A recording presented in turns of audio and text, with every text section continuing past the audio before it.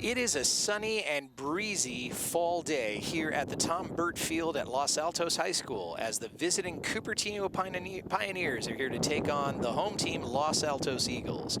Mike Messner, field side, I'll be giving you all the action today. Both teams come into this contest with a 1-3 record, and they are tied for third place in the El Camino League. The last time these two met, Cupertino and Los Altos, was in 2016. Cupertino won that contest, so there's not many athletes on the field today that were there at that particular game.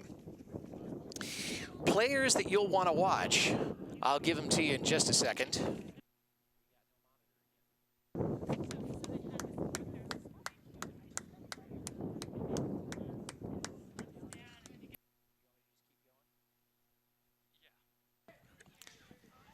Players to watch on the Cupertino side, there are many, but two that you'll probably want to keep in mind this afternoon. DeMarcus Owandason, he's a quarterback and wide receiver. He's a 6'3", 205-pound senior, and he's been on the varsity for 3 years, and he has caught, wait for it, for 464 yards and has scored 9 touchdowns in those 3 years. Another person you're going to want to keep in mind as we go through is number 28, Christian Perez. He was one of the people who did the coin toss this afternoon. He's also a senior, 5'9", 170, and a week ago he was named the offensive player of the game against Fremont High School. This is his first year on the varsity, so he will be a very important part of the Cupertino attack.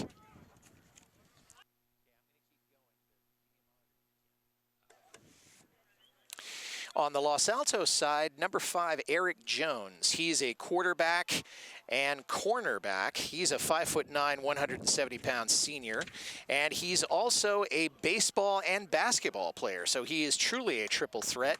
He made some key plays and receptions against Fremont High School back on August 31st, so he's definitely one you'll want to watch. Well, we're just about to get started here at Los Altos. And I believe that Cupertino won the toss, and so they have elected to receive. The kicking team for Los Altos is out on the field.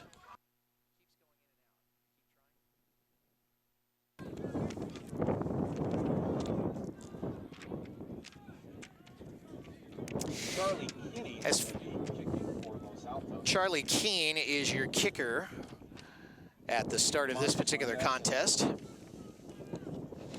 Statistically, these teams will do most of their best work in the first half. Los Altos has scored the majority of its points in the second quarter.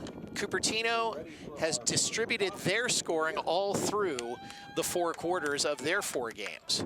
So the first half will shape up to be decisive, and it will set the tone for the second half. And Keene gets away with a dandy. And it's fielded at about the 5. And he's still up, he's still going, and he's brought down at about the 29-yard line. That was DeMarcus Owandason, whom I told you about a little while ago. I don't have any statistics for him on kick returns, but if that's any indication, he's certainly doing a good job with it. So the Pioneers will take over here at their own 28-yard line, 1st and 10.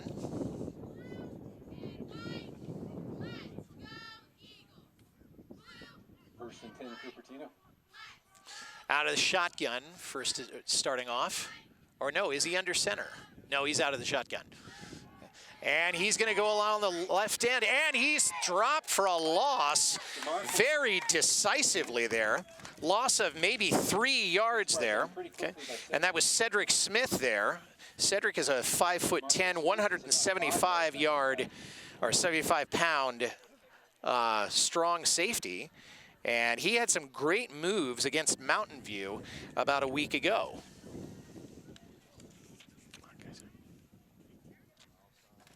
So that'll bring up a second, and they're calling it 14 or maybe 16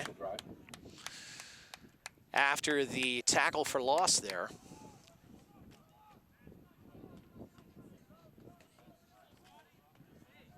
One setback.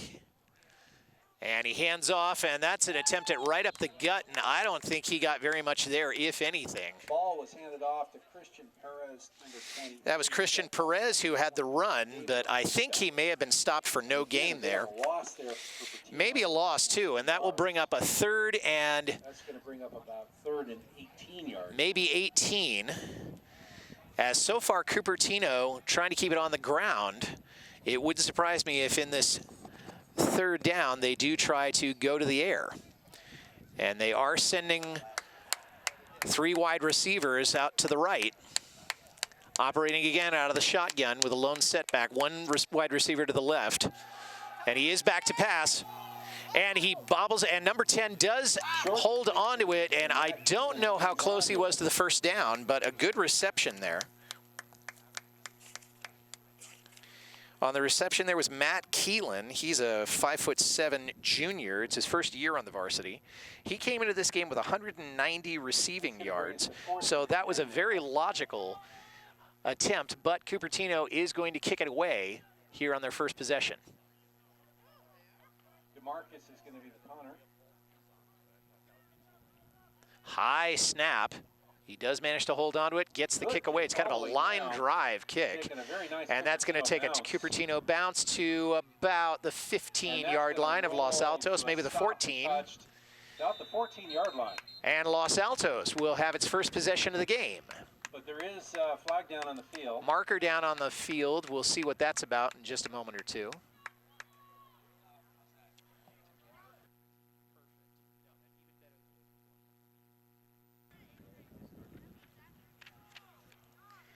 So we're still trying to figure out what the flag was about.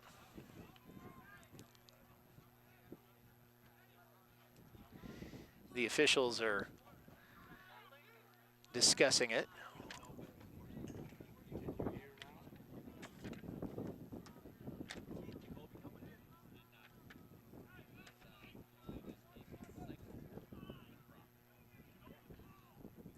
And it would appear to be against Los Altos.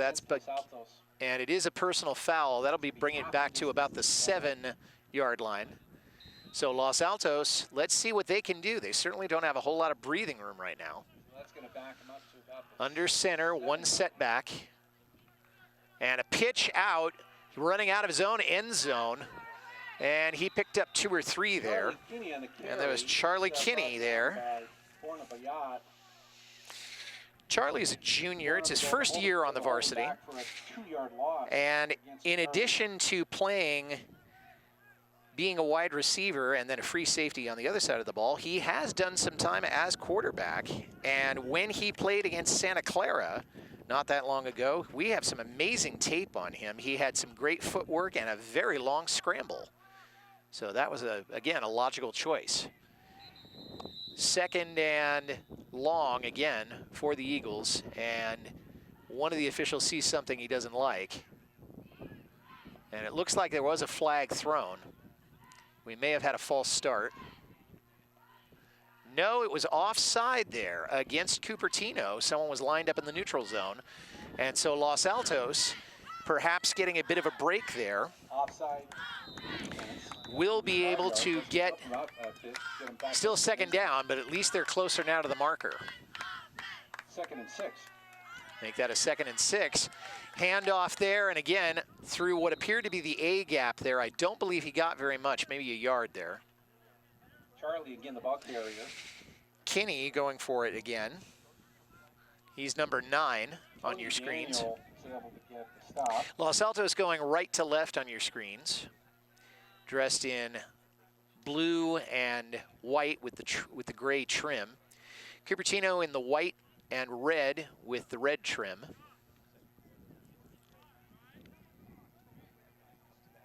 We're just underway here. And we have a 3rd and call it 4 for Los Altos. Shotgun now. And not a particularly well thrown pass there. And on defense there, among other people for the Pioneers, was Ahan Patel. He's a 6-foot inside linebacker. That's going to be incomplete. That's going to leave Los Altos. And Los Altos is going to have to punt. Fourth down and back to So the we have 2 3-and-outs to get this thing started. Perhaps appropriate considering that they have identical records coming into this game. punt. You can hear the wind over my headset. And he does get the kick away. Good punt. And a flag is coming down. That is fielded at about the 40. Keelan will get it. He's going to be stopped at about the 48 of Los Altos. But there is a flag on the play, so we're going to see what happens. So Hanlon is able to stop it. Let's see what the flag is about.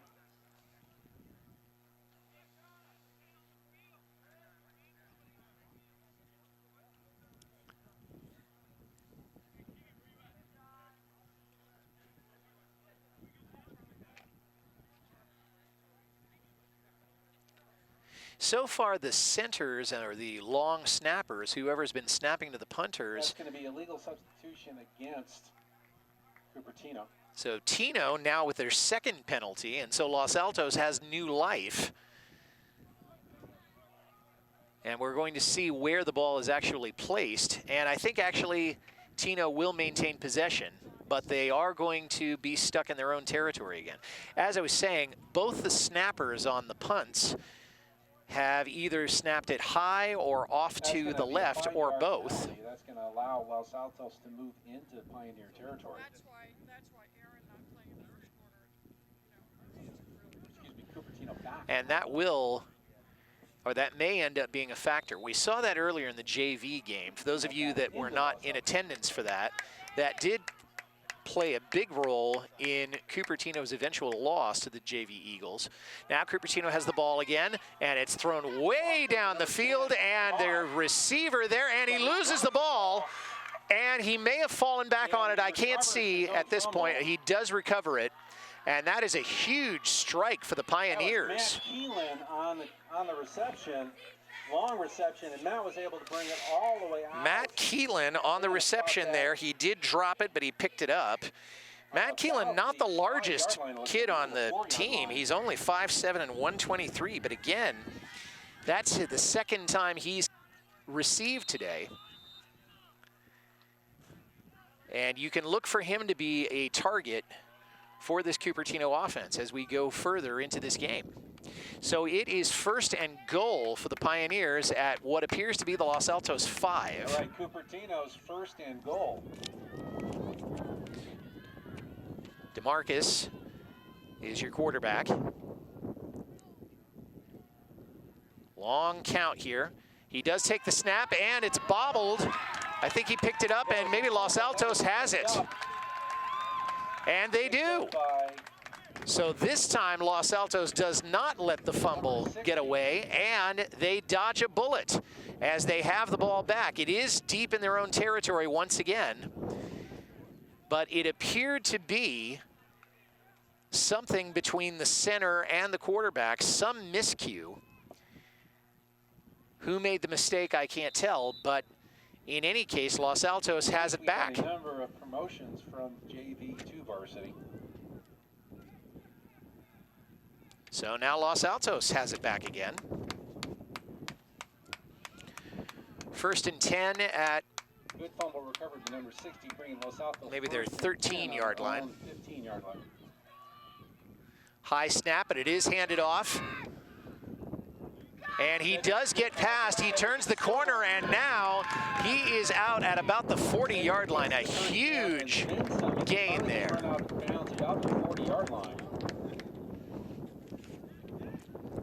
I can't see who took that one. I think it may have been Capono El Perez, a junior running back. It's his first year on the varsity. We don't have a whole lot of video or numbers on him, but an excellent run there.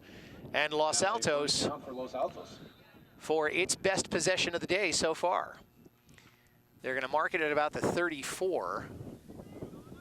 1st and 10. 1st and 10. You saw that replay there. You saw that he was taken out of bounds. Now it's handed off again. That's a short yardage for dive into the line. That's Cedric Smith. Halil. Cedric, who's known, he plays strong safety in addition to running back duties, and he's been quite a tool for special teams, particularly against Mountain View. 2nd and 7 now for the Eagles, as they do send men out wide to the right and left. 2 setbacks. He's taking it out of the shotgun. And he does fakes a pass. Now he rolls right. Now he's going to keep it. And he picked up maybe a yard, maybe 2 along the right side. And able to move it about a yard. That'll bring up about a 3rd and maybe 6 for the Eagles. Sean Elasilda and Taku Ishihara for the takedown on that.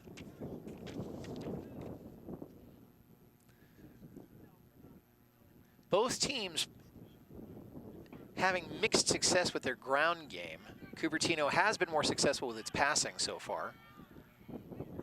Man in motion. Now he takes the snap, and he's going to keep it himself, and I don't think he's going to get very far. He's certainly not going to pick up the first down, and he may have even lost a yard or 2. Able to push him back. We're going to see where they mark forward progress, but it's going to be 4th down anyway. And that'll probably be put at about the 37. Really on the stop on that. And Los Altos is going to send out its punting unit. So the Eagles unable to capitalize there comes onto the field on the fumble when the ball was deep in their territory. So now they'll kick it away. We'll see what the Cupertino special teams can do. In the back for the return. And that one's a line drive, and it is picked up, and he bobbles it. He does pick it up again, and now he's got it, and he's trying to get away, and he's going to be brought down at about the 29-yard line. So some miscues so far in this game that have marred the progress of both teams. And as we sit here with 4:28 to go in the first period, we've got a 0-0 score. The wind today is playing havoc with people in the stands. We'll see if it has any impact on the action down on the gridiron. And now the Pioneers come out of the huddle. 2 setbacks. The quarterback is under center. And play action. He rolls right, and he's going to keep it. And he's down to the 40. He's beyond. He's at 40. He's at the 45 of Los Altos. Now he's at the 40. He's still going, and he spins around, and he is brought down at about the 36-yard line, well into Los Altos territory, and a first down. Holy Toledo. 27-yard run by DeMarcus.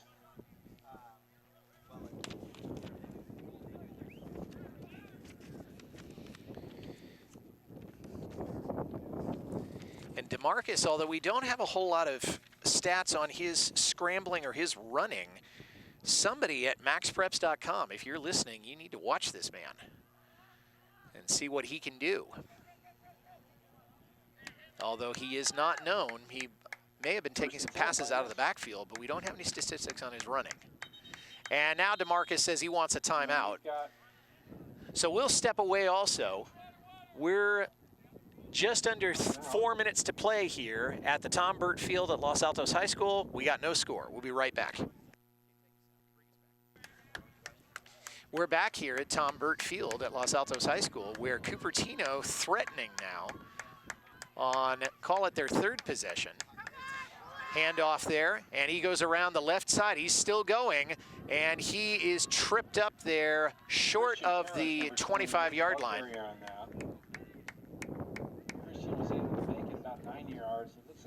Just short of the first down, maybe 2nd and 1. Let's see that one again. That's number 28 for the Pioneers.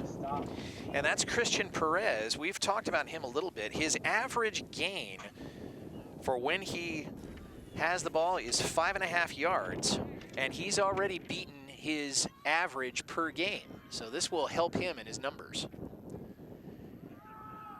Now the handoff, that is up the gut, Hand off to and Bill he's Wan. stopped Shows after him about a yard. that, 3 or 4 yards, enough for first down. But they will pick up the first down on that one. That looked like Siddharthan Sridhar, who's not known for doing running backs, but he is very capable at 5'9" and 155. First and 10 now for the Pioneers at the Los Altos 25, it appears, or very close to it. Straight in, and it's incomplete, a little bit low. Good coverage there by Los Altos. DeMarcus throwing to 10, Matt Keelan. That was Owen Pastel there. Owen, this is his 3rd year on the varsity. And in addition to playing free safety and cornerback, he's also a wide receiver on the other side of the ball. So Owen making quite a mark for himself. This is Owen's senior year, so this may be the last time that he faces these Cupertino Pioneers, and it actually probably is his first time also. 2nd and 10. As the snap, play action. Now he's rolling right. Is he going to keep it? No, he's looking, and in and out of the hands of the wide receiver. DeMarcus intending. And that was Yuma Romorawaki, Number 15. the tight end and wide receiver. It's his first year on the varsity. And usually his average reception is almost 12 yards, but that one was not one he was able to come down with.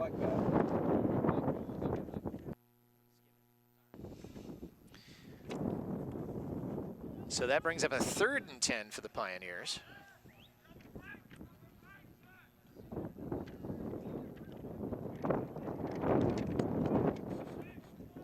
Now they come out of the huddle.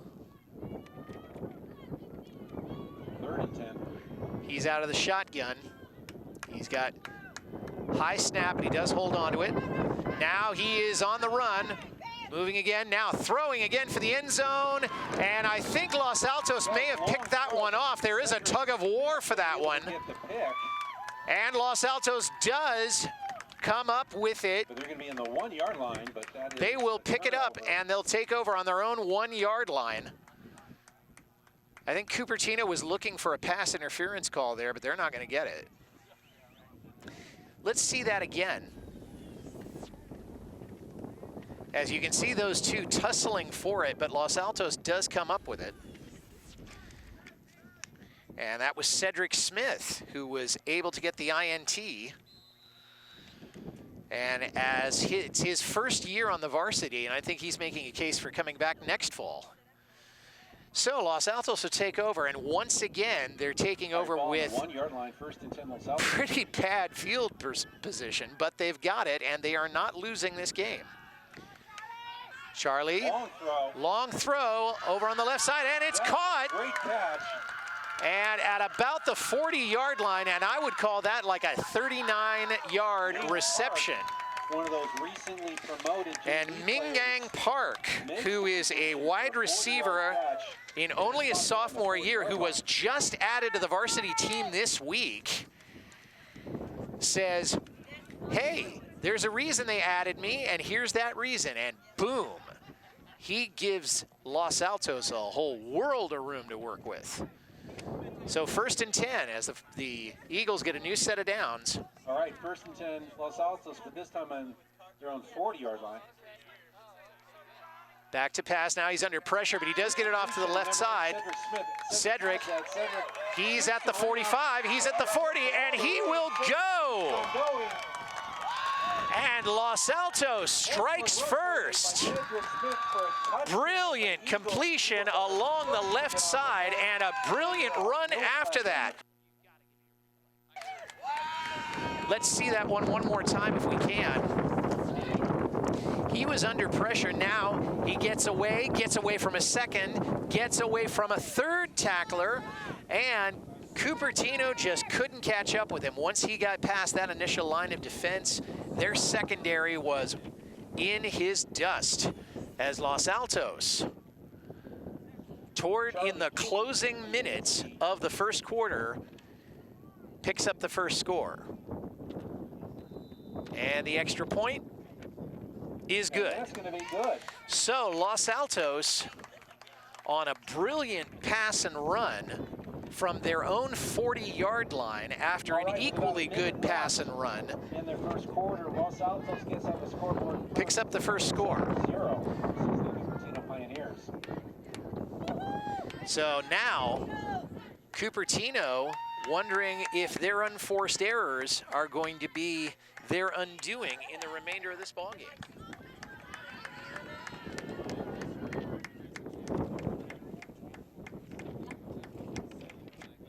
Just a reminder that if you saw the last issue of Sunset Magazine, you will have noticed that one of the highest rated comfort food stations was our own Snack Shack. Charlie Kinney, who is the quarterback on that very successful Los Altos drive, it looks like he's going to be lining up to do the kicking here. One of the highest listed comfort foods in Northern California.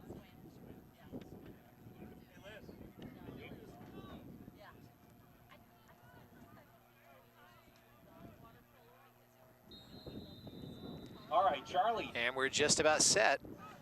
For the kick. And he boots it. Relatively short kick, taking it about the 18. He's out to the 30. He's out to about the 35, and I thought I saw a flag go. It did.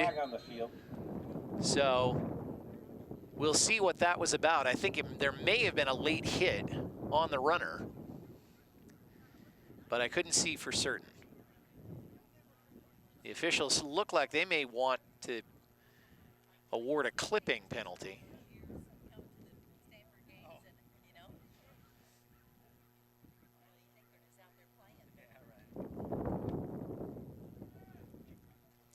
So it looks like it is against Cupertino, and they're going to walk that off. That's going to be against Cupertino. And I didn't see what the offense was. That's going to be for a hold. And it was holding. No, I'm sorry. That's actually going to be a block below the waist against Cupertino. Well, you can hear our PA announcer, and he was as confused as I was, but it is going to be an illegal block above the waist. About that on the 21 first. And so Cupertino now facing its own yardage problems as they go 1st and 10 on their own 21.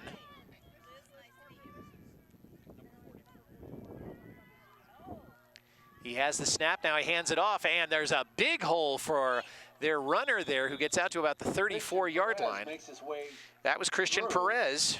And is able to actually not only go 10 yards and then some, get another first down for the Cupertino Pioneers. David Arista did get this stop. So credit to the Cupertino offensive line for building that up. 1st and 10. And maybe the Los Altos linebackers caught napping on that one. 1st and 10 now for the Pioneers. Handoff again, and he does get past their first line of defense, and that is Christian Perez one more time, the senior running back. Christian Perez, the ball carrier. And we got another first down in as many plays with Cupertino Pioneers. And that is another first down as the clock is winding down towards the end of this first quarter. I don't know if Cupertino is going to try to run one more play. It looks like they are. They've got about 10 seconds to do it. And maybe they're just going to let this one go. And they do. That's going to end the first quarter. So that's the end of the first quarter. Los Altos 7, Cupertino nothing. We'll be back in just a little minute. Don't go away.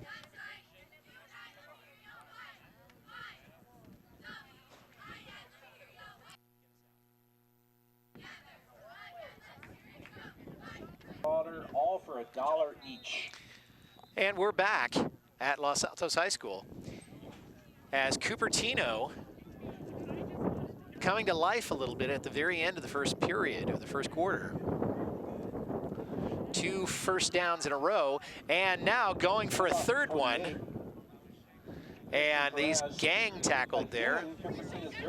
And that may have been just a little shy of the first down, but no, they're gonna move the chain. So 3 runs, 3 first downs. Holy cow. So, having been unsuccessful with their passing game, the Pioneers are thinking, well, let's see what they can do against us on the ground. And so far, 30 yards in 3 plays. At least. First and 10 again now for the Pioneers. 2 in the backfield, 2 split out. And another handoff, and this time he does get away from 2, and he will pick up about 4, maybe 5. That's 4 straight handoffs to Christian Perez, number 28.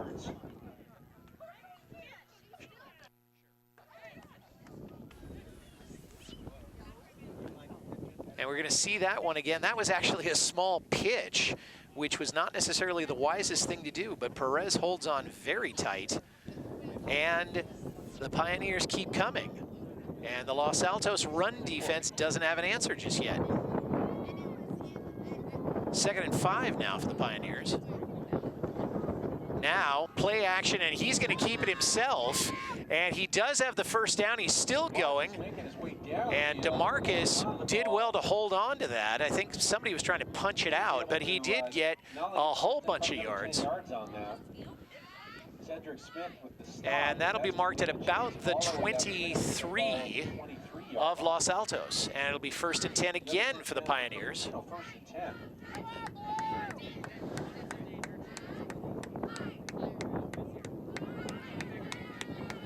In the first quarter, I don't have an exact count, but I believe that there were 3 penalties against Cupertino, and I don't remember any penalties against Los Altos. So Cupertino may be trying to overcome that, and this time the handoff doesn't go anywhere. It was Christian Perez trying one more time, but he went to the well too often. Started that, but Brennan Hanley from the Eagles quickly stopped. It was Brennan Hanley on the stop there. About a 2-yard loss. Brennan is one of the captains of this Los Altos Eagles squad, and he's also a baseball player. So Coach Gabe Stewart knows him well, and he's in his senior year, 6'1", 215, 2nd year on the varsity. So he's ending his career with a bang, you could say. 2nd and 12 now for the Pioneers.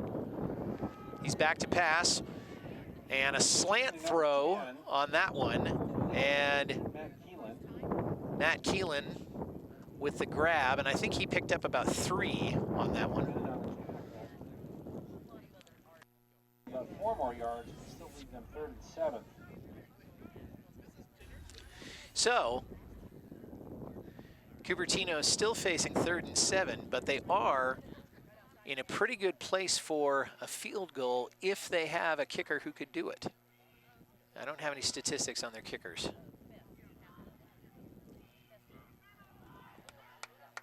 So 3rd and 7. Here come the Pioneers. They're out of the shotgun. They have 2 men wide to the right. Make that 3 men.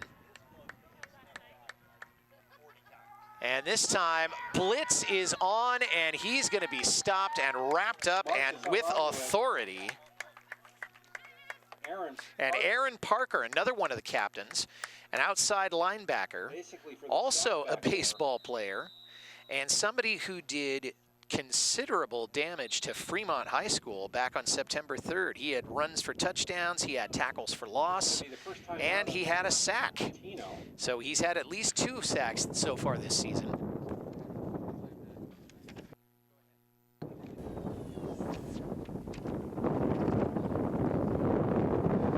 Weather forecast, a little chilly out right now. Weather forecast for the next few hours is getting even colder.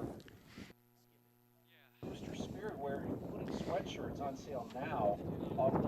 So it looks like there's an officials timeout, but we'll allow that to go down. Stay warm.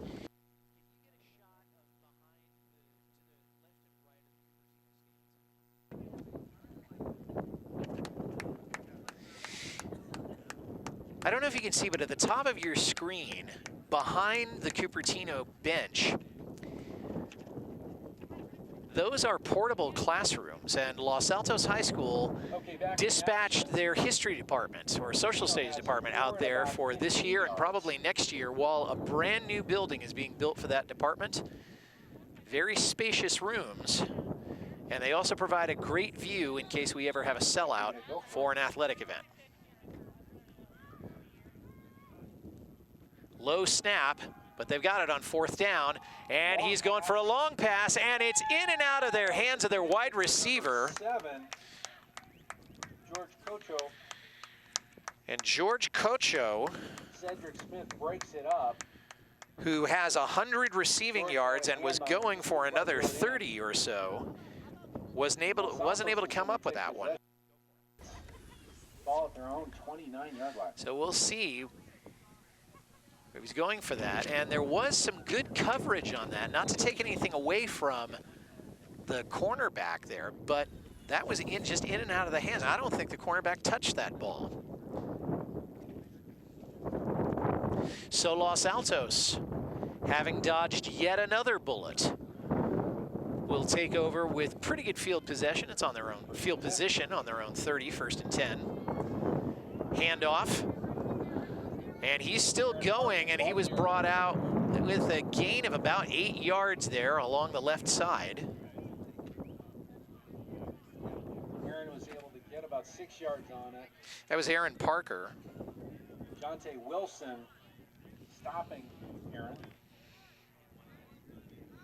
Aaron, who's we know is an outside linebacker, and although we don't have any statistics for him, he's excellent out of the backfield too. Snapped, handoff, and this time the Pioneers are all over it. I think he did well to get back to the line of scrimmage if he got that far. Smith wanted to go, but all bottled up. It was Cedric Smith again. He's going to be brought down for a loss of about a yard. So that should bring up 3rd, and I would call it 4.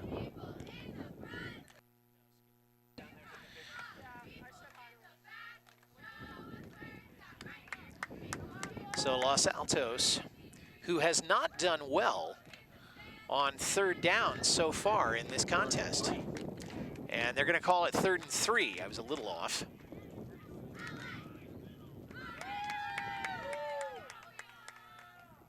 Flag on the play. Quick slant. That wants to swing pass, and Aaron knocks over, and he should be gone, or he may be caught. He's able to get a stiff arm, and he's down in the end zone.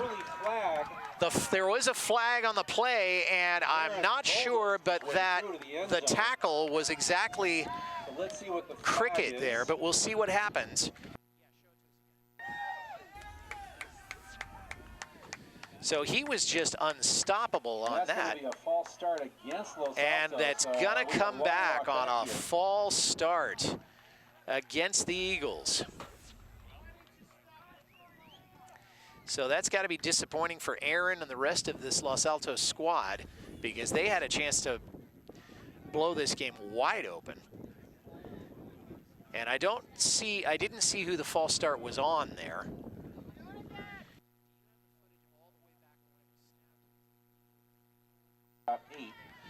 So it's going to be a 5-yard penalty. So Los Altos now facing 3rd and long rather than a 13-point cushion. Not what they were looking for.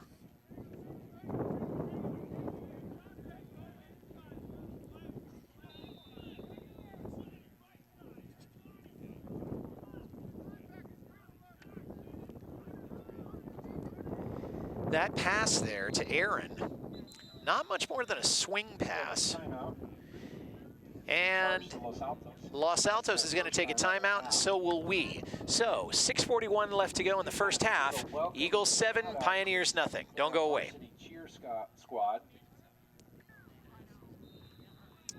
We're back here at Los Altos High School as Cupertino has been able to take advantage of a false start cue. And Los Altos over the middle, and it's caught. Intended and caught and completed. And a brilliant throw there into traffic. That was Brendan Hanley there, the tight end. And again, throwing into traffic, not the safest throw, but he was able to hold on to it and picks up the first down for Los Altos. So, making something out of nothing. And it's 1st and 10 now for the Eagles at the Pioneer 47-yard line. Out of the shotgun, handoff now. And Parker picked up maybe 2 on that one before being stopped.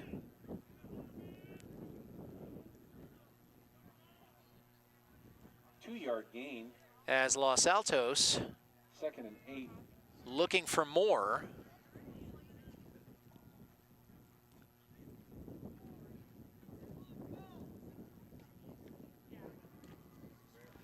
Now they come out of the huddle. Charlie Kinney is your quarterback, and he's out of the gun again. Has it, hands it once again, Handoff again to Aaron. and Aaron Parker Leads his way through. came down to about the 41-yard line, Gain. and that'll bring up 3rd down for Los Altos. Now, until this drive, Los Altos had not done well on 3rd downs. In fact, I only think they had 1 conversion. So let's take another look at that. And Aaron seeing his holes and using some very good footwork there. And we're back for about a 3rd and 3 for the Eagles. Charlie Kinney out of the gun. High snap, he's gonna keep it himself, going along the left side, and he runs into a wall of Cupertino Pioneers. Charlie held on to it, but wasn't able to go anywhere. And in there on the stop for Cupertino was Johnny Hernandez, the defensive tackle at 5'8" and 230. And that'll bring his tackle statistic up to 23 at least for this season. So Los Altos facing a 4th down. It looks like they're gonna go for it.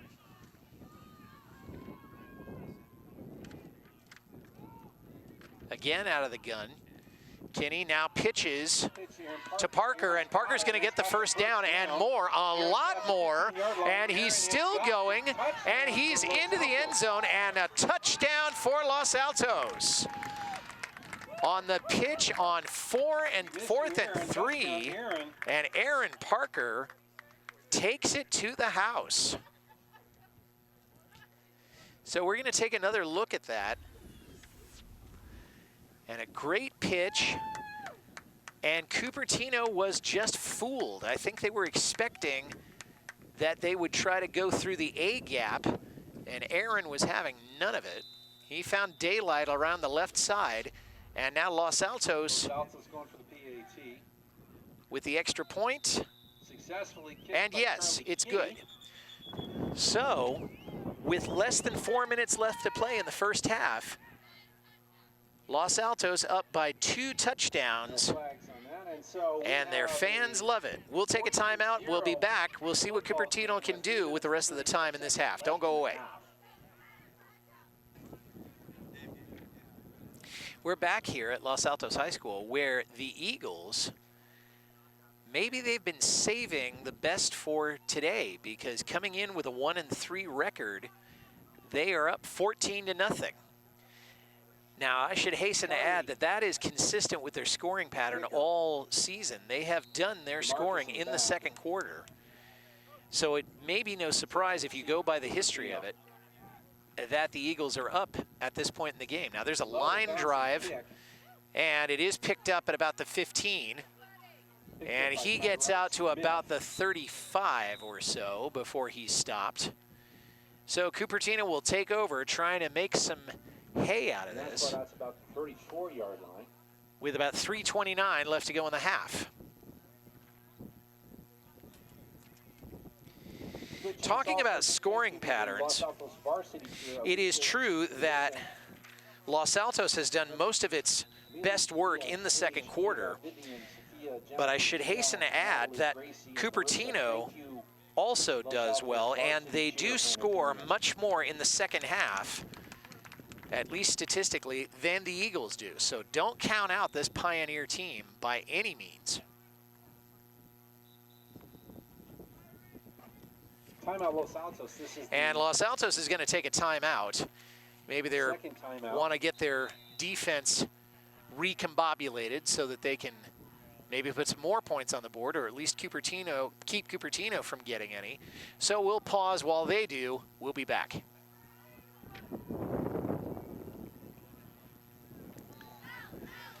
We're back at Los Altos High School, where Cupertino down 14 points in enemy territory, trying to make something happen with the time they have left. Cupertino does have 2 timeouts left. That was the first one that they just called before we went to the break. And Cupertino with a man in motion, quickly in motion. Back to pass and over to the right side, and it was caught, but I think it may have been caught out of bounds. That was a heck of a move by their wide receiver there. A little bit out of bounds when he caught that, so that's going to be real incomplete. So that will be an incomplete pass, and that'll bring up a 2nd and 10 now for the Pioneers.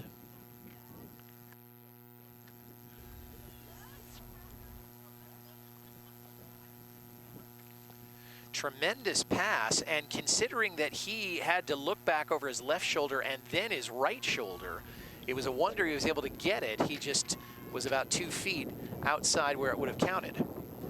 2nd down now, handoff, and he's still going, and he gets it all the way down to the Los Altos 48, and that is Christian Perez one more time. All the way into Los Altos territory. And Christian has picked up now at least 4 first downs for the Cupertino Pioneers, as they are trying to keep it on the ground. They have not been particularly successful with their passing game thus far. Assisted on stop.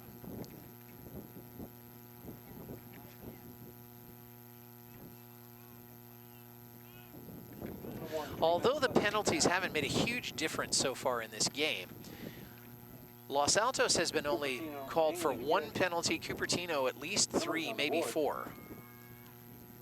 But in high school football, that can make a difference. Now it's handoff to Perez. Perez gets away from 1, spins around, and probably picked up about 4 yards there. Perez runs up the middle until he was stopped.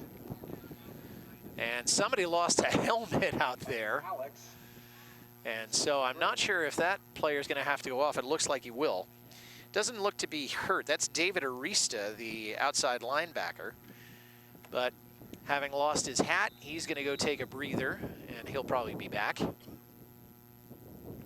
So there's a 2nd and 4. They gave 6 yards to Cupertino on that, on the run by Perez.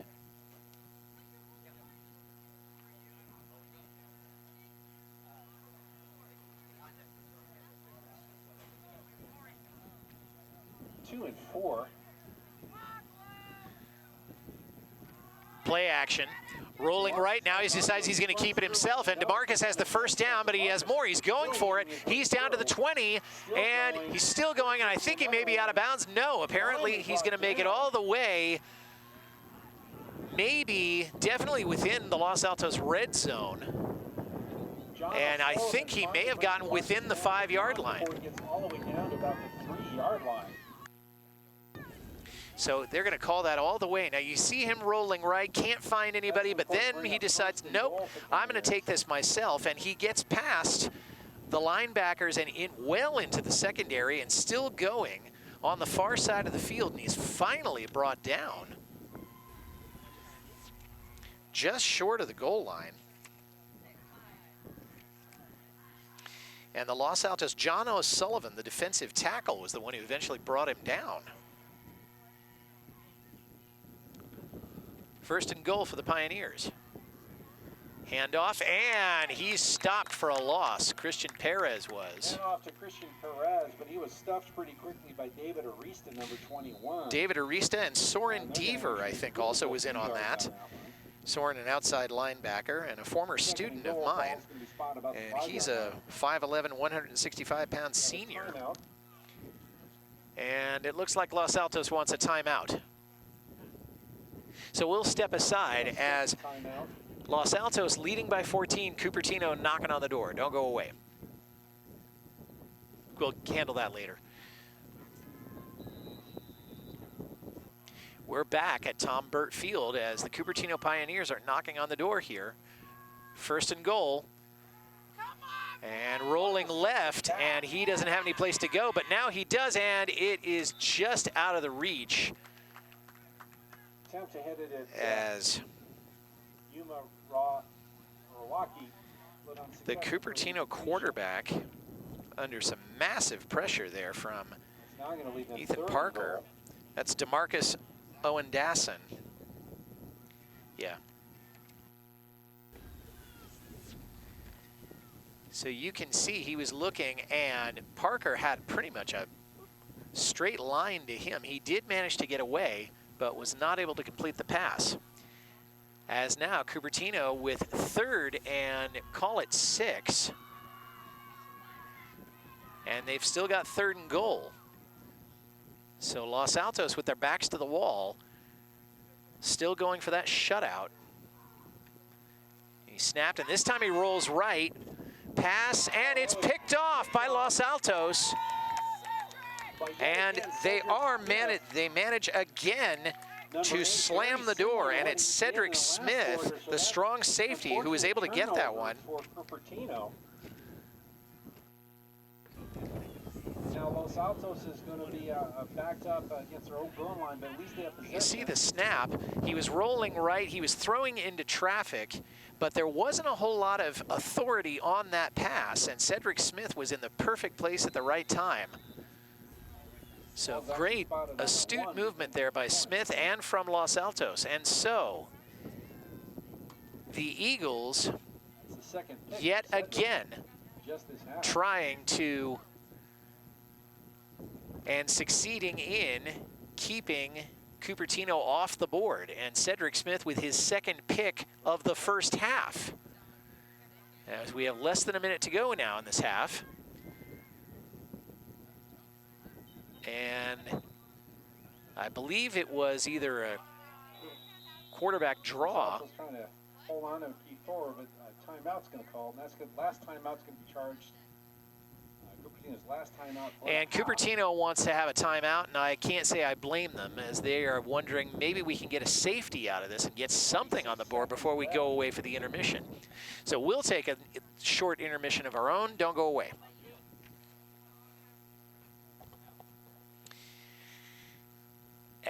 We're in the final minute of this first half as the Cupertino Pioneers coming so close to getting points on the board, but denied due to a pickoff by Cedric Smith. And so Los Altos again with a lead, but backed up on their own 1-yard line. And that looked like a dive into the line. Yards on that, but perhaps more important, keeps the clock running.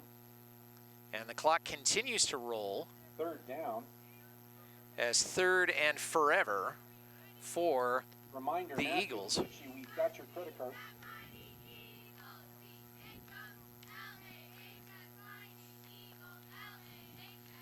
And it'll be third and they'll call it 8.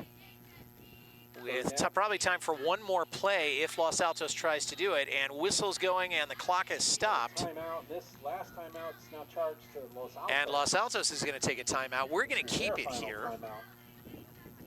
Of the half. So putting on my analysis hat here, I think that Cupertino probably, as they look at this first half, they're going to see some missed opportunities in their air assault. But they're going to see that their ground game was absolutely marvelous. Los Altos is going to be seeing that their passing game was excellent, but also that they were able to take advantage of some mishaps by their opponents. And they are taking advantage of them to such an extent that Cupertino is going to go into their locker room scoreless in this first half. Which is not to take anything away from the offense of the Los Altos Eagles. It's just that they've had a cooperative opponent, shall we say. As Los Altos is just going to let that one roll. And the first half is in the books, as it's 14-0 Los Altos. As both teams going to go to their locker rooms, talk about what happened, and probably figure out some answers. Probably more answers than questions for the Eagles, more questions than answers for the Pioneers. So we'll step aside as the teams take a little bit of rest and the halftime festivities get underway. We'll be back at Los Altos High School. It's 14-0 Eagles. We're back at Los Altos High School for the second half of this varsity game between the Cupertino Pioneers and the Los Altos Eagles. Really, it was a story in the first half of Cupertino not doing enough, not playing to their strengths. I guess it'd be a good way of saying it. They had great luck with their running game, including 3 or 4 straight first downs, thanks to the legs and the quickness of Christian Perez, number 28. And then, going to their passing game, they had much less luck, including 1 interception at the goal line and a number of incomplete passes due to pressure on the quarterback. So perhaps the key for Cupertino in this second half is to play more to their strengths and not to be concentrating so much on having a variety in their offense. For Los Altos, the story was about execution and about speed, because their running game worked well, their passing game worked well. They managed to avoid penalties. I believe they were just called for 1 infraction, whereas Cupertino was called for at least 4, maybe 5. And Los Altos has a 14-point lead as a result of it. And it does prove what is true in all levels of football, but maybe most in high school football, or maybe it's most critical in high school football, that execution is the key. So in short, in the first 24 minutes of this contest, Los Altos executed, Cupertino did not. We have an opening up in the booth. If any parent wants to be a spotter, we have a space for 1 spotter for the second half. Los Altos High School has been here since 1954. The fall of that year is where they opened their doors for the first time. They've had a lot of athletic success, although football has not been one where they have a huge trophy case inside the Dude Angus gym. But they do have quite a variety of different teams that have brought home championships. Most notably in recent years is the girls volleyball team that won not only their division and their section, but all of Northern California. And that may have been the first time, in fact, I'm quite sure it was the first time that in school history and maybe in district history between Los Altos and Mountain View that a girls team had done that. As Los Altos taking the field again for this second half, or maybe they're just running wind sprints at this point, I'm not sure. In the past 15 years, Los Altos has had a number of athletic directors. Monica Lodge was the athletic director here for many years. Her children also came here to Los Altos. I was classmates with a couple of them. One of her kids now works here. Monica turned it over to Kim Cave in 2006. Kim and her husband Ralph are now enjoying their retirement in Las Vegas. And the current athletic director is Michelle Noeth, and Michelle's in her 3rd year now as the AD. Michelle got displaced this year from her office, which would usually be by the small gym. But as I mentioned near the top of the broadcast, Los Altos is having some major construction going on this year and next year to get ready for a brand new social studies building. And so some old buildings are being displaced, and our athletic director now finds herself right near the school library doing business. But she does have a bigger office for a school that is getting bigger all the time. I think Los Altos has just short of 2,300 students. The principal is Wynn Satterwhite. She has been here at Los Altos since, I think, 1985. She's been the principal since 2004. And the place is in good hands with Wynn and her team. As Cupertino is now getting set to kick off, so Los Altos, in addition to having a points advantage, will have the advantage of getting the ball back. As here comes the kick, and it's relatively short and over to the right side as Los Altos has to kind of run backwards to get that, but they'll take over, close to their own 20-yard line to start this second half.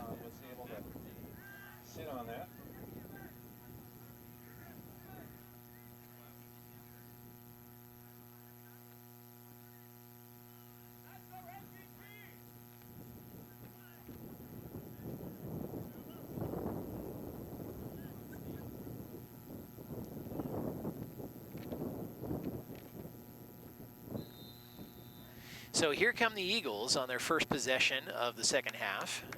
All right, starting the second half of a beautiful fall afternoon football game.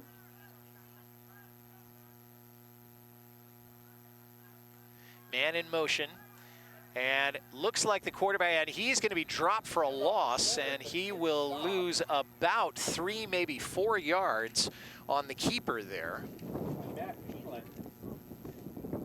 That was Cedric Smith. I think he may have been the man in motion on that, but there's a flag on the play, and that may push Los Altos back even further, and it is holding against the Eagles. So we're going to see that one again, and you can't, I didn't really see the hold on that one, but nevertheless. So now it's second and 16 now for Los Altos.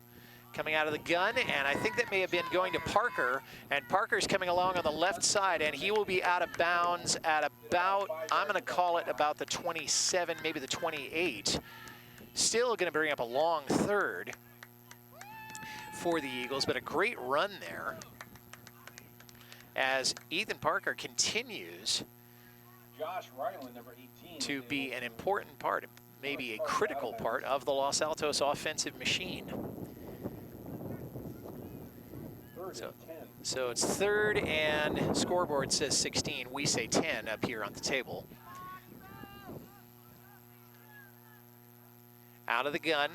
Now he's rolling right, and he's under a lot of pressure. That may have been a screen pass, and it is caught by Cedric, and he manages to get a hold of it. That's Cedric Smith, and it was almost picked off. So we're going to see that one again, because that is just, again, making something out of nothing by the Los Altos Eagles. So you can see he's rolling right. That may have actually been a design play, and it's in and out of the hands of the Cupertino defender. And let me see what I can find out about that person. So Los Altos coming at you. They do get a fresh set of downs, but that time Parker was taken down really hard. That was DeMarcus Owendassen playing defense on that. I think he may have been playing cornerback on that, and he almost came away with a pick six. We were almost in a 14-7 game. But Los Altos taking a bit of a loss there. I think that may have been a loss of at least one, maybe more. Looks like more to me. So it's marked at the 39-yard line. Second down now. Los Altos again operating out of the gun. 2 wideouts, 2 in the backfield. Short drop over the middle, incomplete. And Cedric Smith trying to get that one, and he had coverage all over him on that play. By a couple of Cupertino players. So he wouldn't have gotten much of a run after catch on that one in any case. But now it brings up a long third for the Eagles.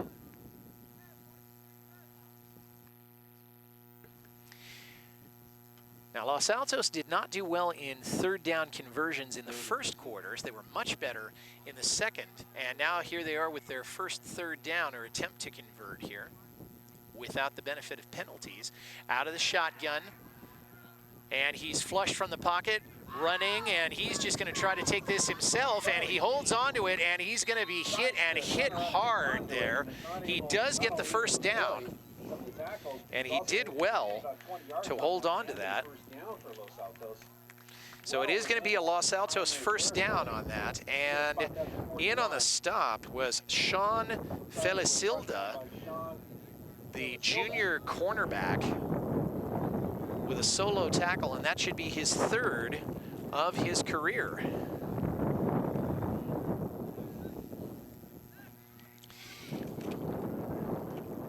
Kinney's got it, and it's bobbled, but he does manage to keep it, and Parker running around and through everything that got in his way. Lucky to hold on to it, but he does again.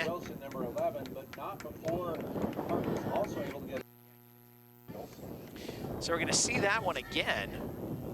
And just not, well, we missed the bobble there, but Parker was able to hold on to it, and he knocked over that defender, number 18, who was trying to stop him. And it will be marked at the 25-yard line of Cupertino, and Los Altos going for more points, knocking on the door now in the third quarter. Out of the gun again. And the handoff again, and this time, is he going to be able to get away? Now he gets in, runs into his own quarterback, hits a pass, and it is caught.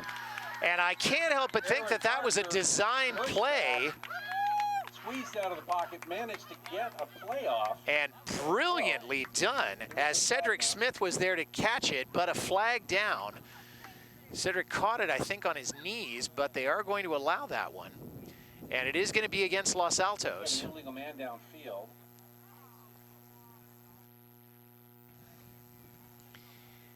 As Los Altos,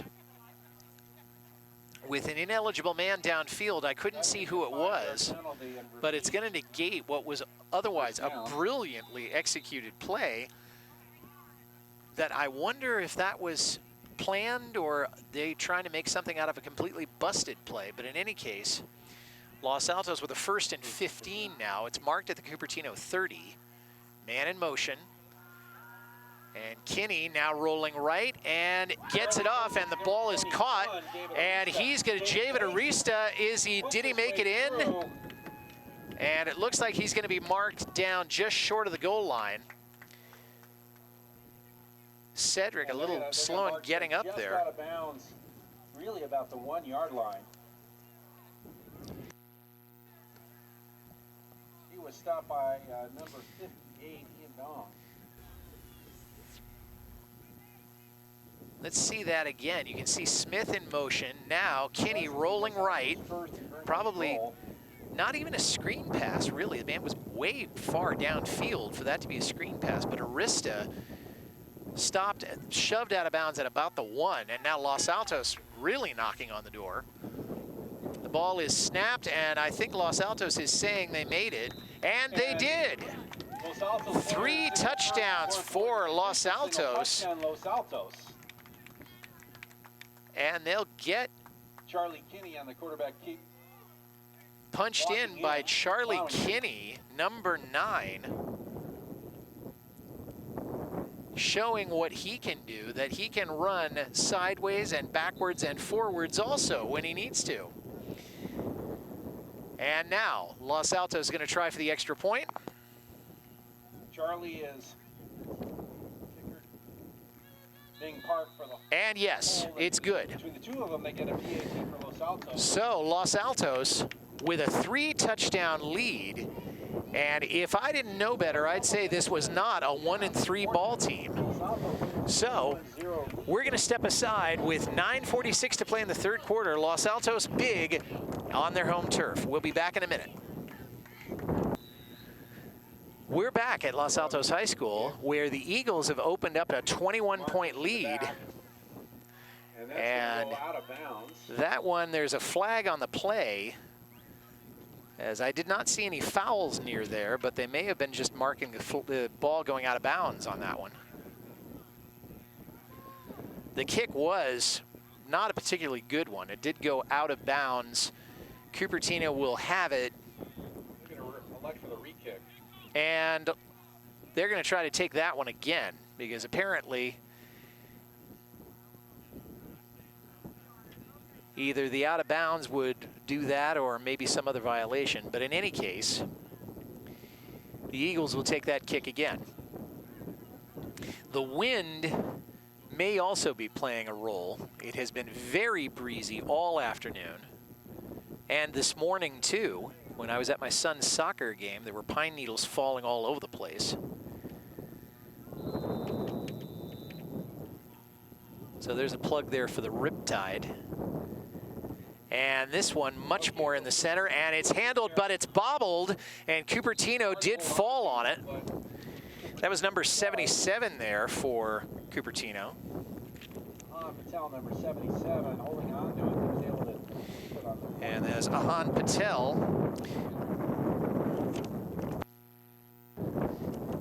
Ahan, this is his first year on the varsity, and that was his second kickoff return. And sad to say, he doesn't have any yards yet. So Cupertino will take over now. On there, I think it's going to be marked at about their own 43-yard line. So very good field position for their first possession of this half. And the handoff, ooh, and he's cut down hard there. That was Christian Perez, who has really been their Swiss Army knife for the Pioneers so far. More than halfway there with 6 yards. Yeah. And the ball is going to be placed at about the 49, so I would call that a gain of about 6. 49-yard line. So here they come, and Cupertino's strength has been running, and in particular with Christian Perez, and in very particular, it has been through the A-gap. So Cupertino's coaches may be going with that. It's to Perez again, and Perez will have the first down for the Pioneers. He's wrestled down at about the 45-yard line. He's into Los Altos territory. First down. In on the stop there for the Eagles was John O'Sullivan. And O'Sullivan appears to be down right now. Now O'Sullivan is not a small man, 6'3", 215.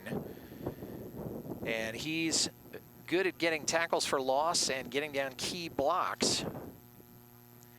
But right now, it doesn't look good for him. So we're going to step aside for just a minute as we'll see how O'Sullivan fares. It's 21-0 Los Altos. We'll be back. John O'Sullivan, the defensive tackle for the Eagles, walking off on his own power. He may have tweaked something in his leg, but my guess is we'll be seeing more of him. So Cupertino with a 1st and 10 at the 45-yard line of Los Altos. Christian Perez racking up the yards for the Pioneers. Play action, pressure, long way, all the way down, and batted away at the last minute. And I think there's going to be a pass interference called there on Los Altos. And that will be, unless I am mistaken, that will be Jesus Aguilar who will be called for the pass interference. And yes, it is going to be pass interference. So they didn't get the score, but they did get an advance in yards, and this time it is Los Altos that gets dinged for the penalty. And that one is going to hurt, particularly if Cupertino is able to get some points off of it.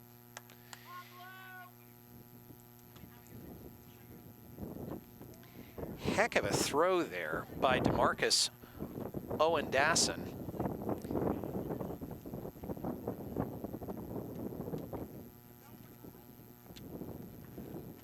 On target, and probably wants that one back, but they do pick up the penalty. So 1st and 10 for the Pioneers at the 30-yard line of the Eagles.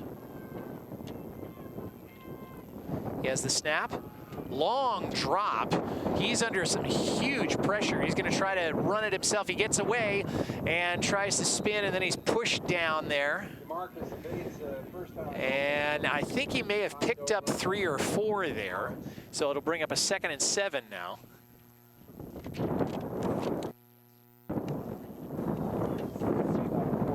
So again, a long drop. You can see that he's got traffic coming. So now he gives up trying to find a receiver, kind of runs accidentally into a Los Altos defender and hits the turf, but he does pick up 4 yards.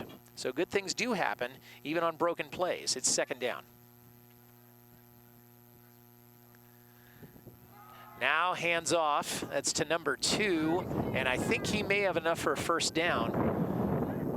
And the ball bounced out, but I believe that's going to be, that may be called as a dead ball.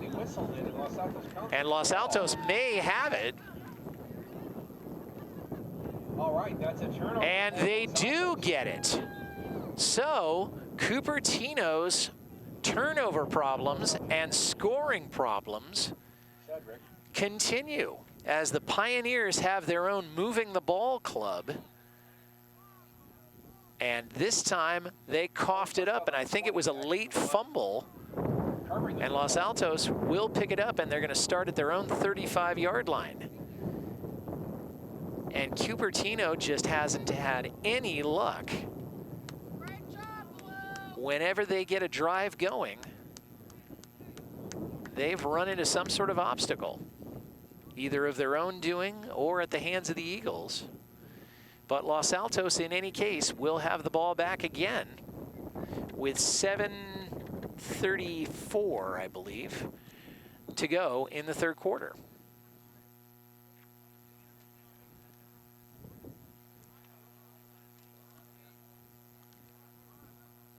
All right. And they come out of the huddle. 2 men in the backfield, 2 wide receivers. I don't see any tight ends lined up. Now pitched out to Parker, and Parker probably picked up about 7 there. He was stopped. I think they kept the ball in bounds. There is a flag on the play. Parker was able to get about 6 yards in there. I couldn't see who committed the foul or what the foul was, but there was a flag on the play. Holding. And Los Altos is going to get a little hold in here, as Keith Jackson would say. So that'll negate what would otherwise have been a pretty impressive run. That's going to be 10 yards by Parker. Spot on the hold, so that's going to move back about. So that'll bring up a 1st and 15 now. Or 14 maybe, for the Eagles. And that is only maybe the 3rd penalty that Los Altos has suffered. 2 of them have been in this half, and so far they haven't done huge damage, but the day is still young, as they say. So they come out of the huddle. 1 setback. No drop, and instantly an attempt there at Cedric Smith, and that was in and out of his hands. Ball incomplete. So Los Altos stalling on these first couple of plays. That'll bring up a 2nd and 14 is how they'll mark it. Number 20 was, the Pioneers was in that play, Sean.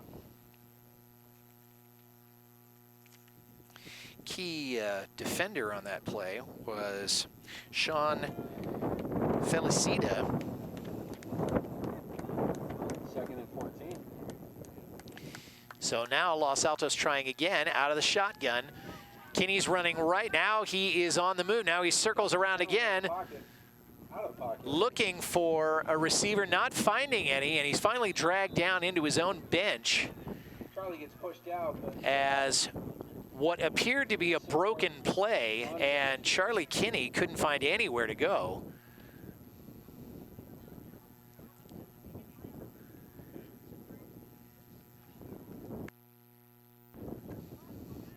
As Los Altos now facing what appears to be a third. No, it is. There's going to be a personal foul, and that is going to give Los Altos a new set of downs and 15 yards of progress down the field.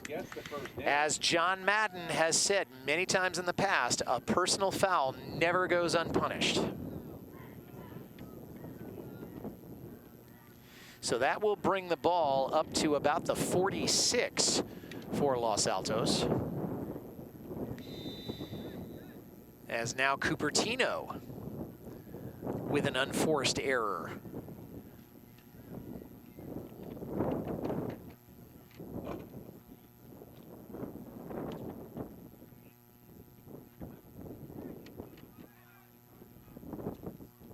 First and 10, Los Altos. Operating out of the gun now. Kinney turns around. He's going to keep this one over on the left side, and he gets past one man, gets past two men, and I think he may have run it down to a just short of the 40-yard line. He's going to be very close to first down. We'll see where they spot that. I think he may have picked up the first down on that, but I'm not sure. Pushed out by Ian Dong, 58, and Charlie's going to be. So it will be 2nd and 1 now for Los Altos, as Charlie Kinney just short of the first down there on a snap that did not look particularly well executed. And maybe Kinney called an audible there, but in any case, he picked up 9 yards, and they're 9 yards closer to their 4th touchdown. 2nd and 1 now. No wideouts, of one wideout. Now walks a drop. Long pass now, and it is caught. And an amazing catch there, and that is going to bring them inside the Pioneer red zone. Number 10 was in on that catch, and that was Oscar Mendoza. And Oscar, not known for taking long passes, but that one sure worked out for him. Oscar, not a particularly big kid, and it's his first year on the varsity, but that's going to get the Eagles within striking distance if it hadn't been for that flag that was thrown. And Los Altos now stalled once again with their forward progress as a penalty does them in. It looks like a 10-yard penalty. No, it's a 5-yard penalty. I beg your pardon. It was hands to the face. And so Los Altos now facing 2nd and 15. And wipes out that long completion. And so they're pushed back now further in their own territory rather than knocking on the door of the Pioneers. Man in motion. Kinney has it. He's under a lot of pressure. Now he's scrambling. He's running for it. He's going to keep it. He's across the 50, and he is hit and hit hard at about the 46-yard line. He did get into Pioneer territory, but he took a hard hit there.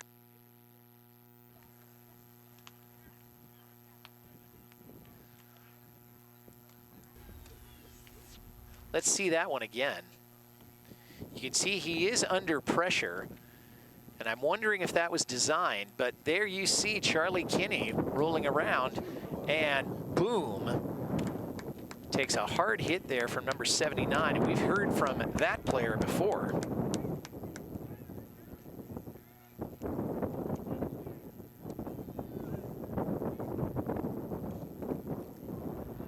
Third and 2 now for the Eagles.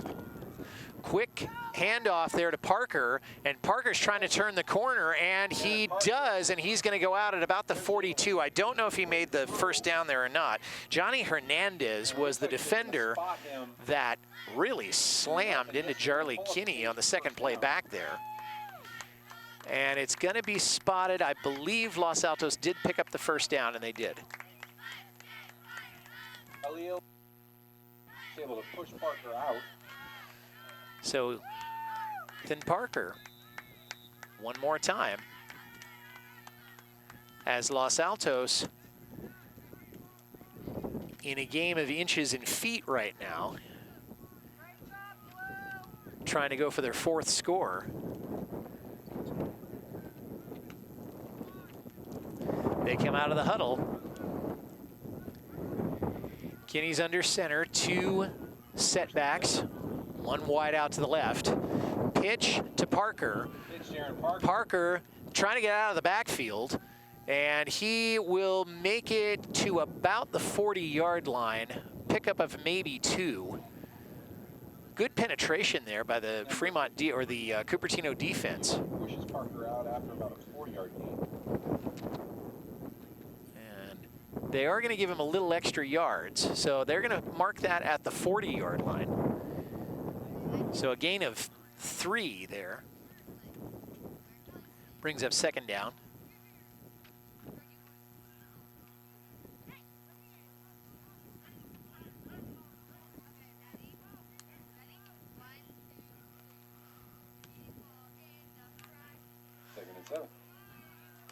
And here comes trouble, and Charlie Kinney manages to get away, throws it, and it's picked off.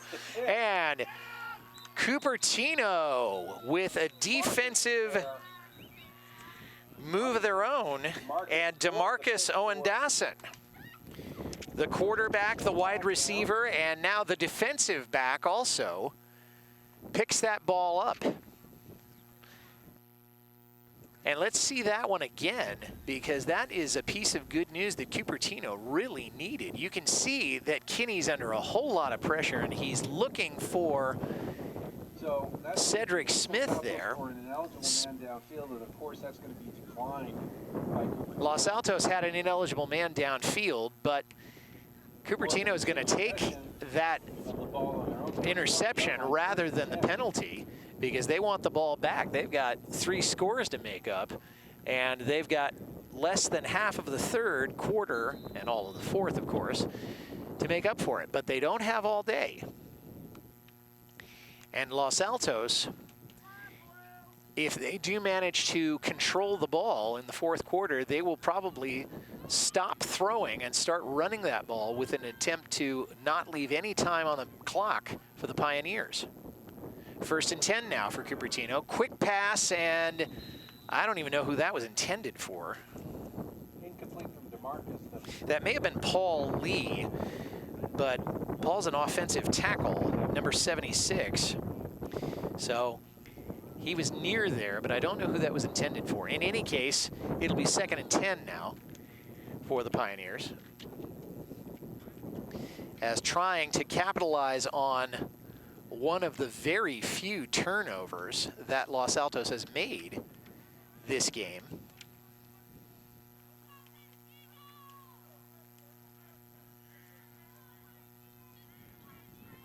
Two setbacks. Now it's handed off, and I think it may be to Perez. He'll be brought down at about the 39-yard line. It was Perez. Christian Perez making his way. It'll bring up a 3rd down and call it 5. 60 all wrapped up, and the Eagles able to bring him down.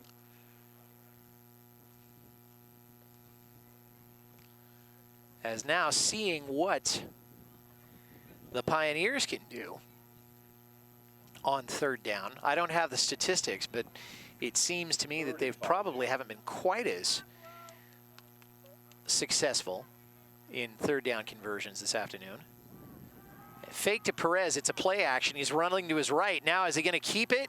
It looked like he was going to keep it and then couldn't make up his mind, and he's dropped for a loss all the way back to about the 38, maybe the 37, and Cupertino is going to have to kick this away.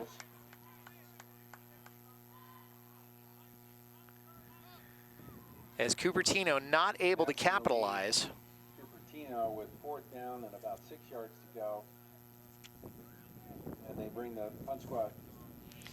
DeMarcus will be doing the kicking on this one. Aaron Parker. And Aaron In Parker back for the back return. to receive. High snap, and It was a little high. DeMarcus was able to get the kick away. Still is able to get it off. And it will roll to about And the that's gonna roll. 28-yard line. So Los Altos will take over there By Daniel Martinez after what could have been a very costly snap. at the But 28-yard DeMarcus Owendassen able to get a kick away, and Los Altos back in business with 3:27 to play in the third quarter. We thought we might get rain this afternoon in Los Altos and Mountain View and Sunnyvale, but the rain has not come. It has been very windy all day today. Whether the wind has played a role in the game, I can't tell from here, but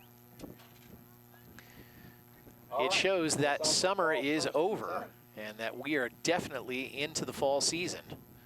Equinox or no equinox. Now Aaron Parker there on the straight ahead run, or maybe through the A gap, and I saw a flag on the play. He did pick up a gain of A little 2. bit of a game, about a yard.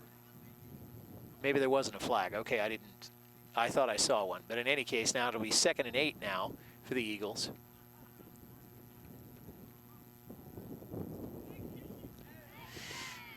Los Altos has just completed week 6 of its first semester. Their first quarter ending up about 3 weeks from now.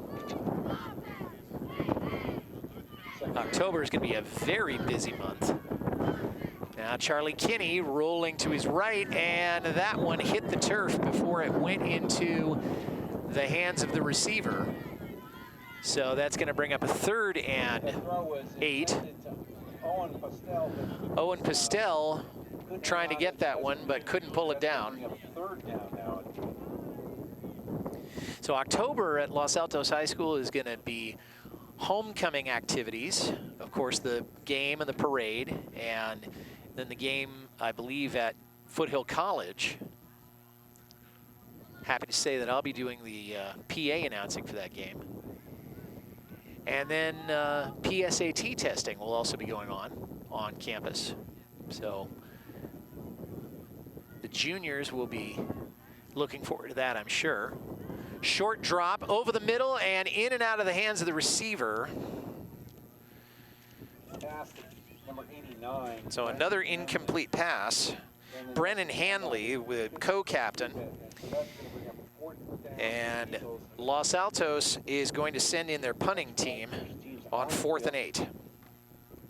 So both teams now into Matt Keelan kind of a grinding out. for Cupertino in the back for the return. Matt Keelan back to receive the kick. No problems with the snap on that one. Kind of a shank punt. That goes off the edge of the punter's foot, and that will go out at about the 48-yard line.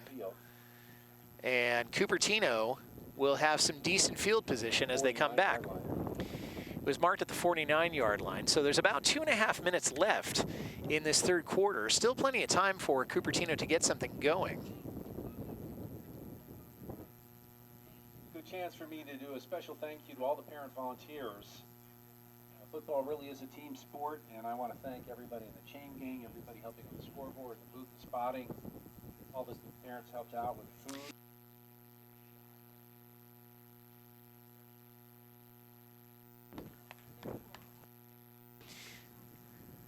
So Cupertino will take over now. 1st and 10, Cupertino. Good field position. But unforced errors have been the key for Cupertino's undoing, and that one almost dropped, but it was picked up, and Number 7. he made something out of it. George was able to move one That side was to the George, what was his last name? on a 12-yard gain on that play. I'll get it. It was George Cocho. And he picked up a 1st down for the Pioneers. Nicely done, good ball handling there. He averages 33 1/3 yards per game in receiving. And and that one will help his average. Low snap, and long one across the field, and caught and into the end zone. Touchdown, Cupertino. I don't see any flags on that one. And Cupertino on the board, and that is Yuma Romorawaki, the wide receiver. And that is his second touchdown as a member of this varsity, and the second this year. It's his first year on the varsity. And brilliantly done and well played by both the passer and the receiver, as Cupertino is on the board in the third quarter. Extra point on the way, and yes, it's good. So Cupertino managing to not only elude any unforced errors or avoid them, but to get some points out of it. And Los Altos secondary didn't see that one coming at all. We've got a timeout on the field, so we'll take one of our own. It's 21-7 Los Altos. There's about 1:47 left in the third quarter. Come back in a minute. Yeah, the shot, you can see the wind in the trees, especially that tree over on in the right corner, lower corner of your screen. That gives you some idea about how powerful the wind is right now. And Los Altos kind of bobbled the kick there, but they did pick it up, and they'll get out to about the 32-yard line. And the wind is becoming enough of a distraction to everybody involved. So Los Altos will take over. Still up by 2 touchdowns, so certainly no reason to panic. But I think some on this Eagle coaching staff were hoping for a shutout, and they're not going to get it today.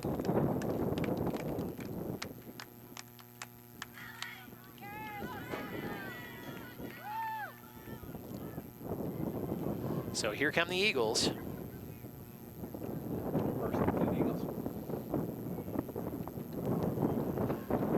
No drop there, short pass.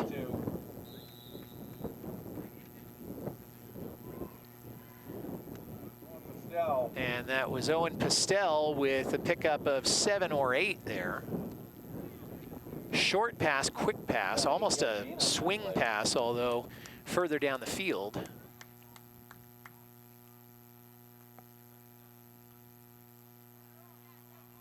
So now it'll bring up 2nd and 2 for the Eagles. As the third quarter winding down here, we have about a minute left to go.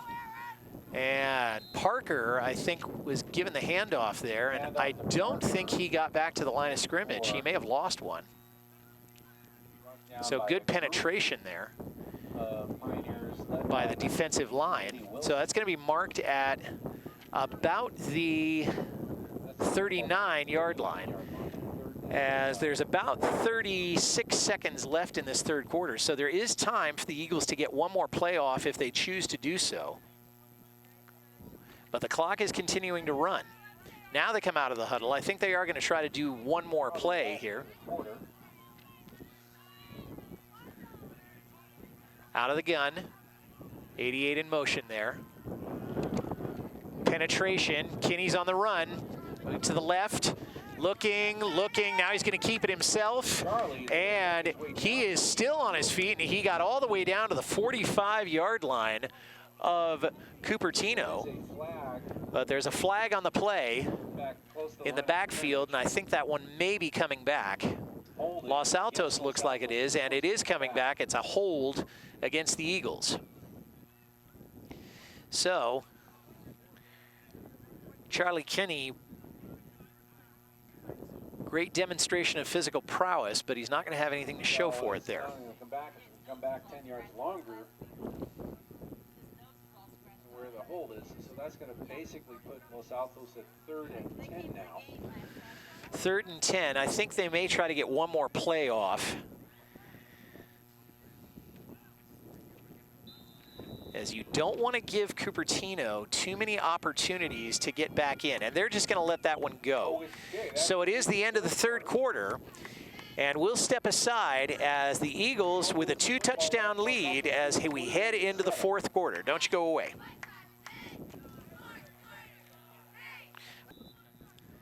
Taking a look at the Los Altos cheerleading squad, and they've had plenty to cheer about as Los Altos has a 21-7 lead heading into this fourth quarter. Now a pitch, and now Parker with a long pass, and it's picked off by Cupertino. And number 23 there was the one who caught that one for the Pioneers. He wasn't able to get any run back on it. Matter of fact, he was kind of tossed back a couple of yards. That was Harry Singh. Harry, a defensive back, a sophomore, 5'10" and 155. And I don't have any notes on his interception. That may be his first interception, and he had to earn it because there's going to be a face mask on top of the interception. So to add insult to injury now, they cough up the ball to Cupertino, and in effect, they do get a run back. So Los Altos giving Cupertino, as we were talking about earlier, they have now given a gift-wrapped present to the Cupertino Pioneers, and the Pioneers have the ball on their own 47-yard line, and they've got 12 minutes to work with.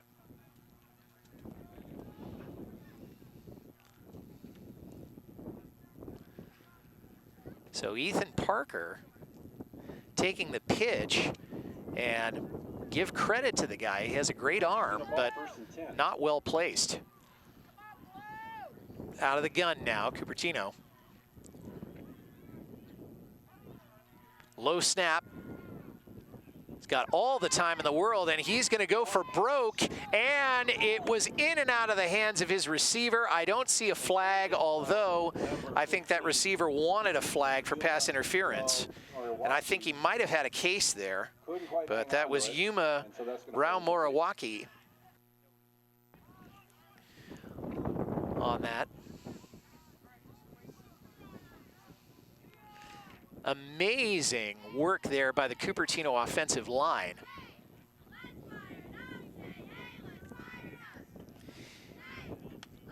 As their quarterback had all the time in the world. Okay, DeMarcus. Second and 10 now. And he's rolling right. Play action, gets away from a tackler.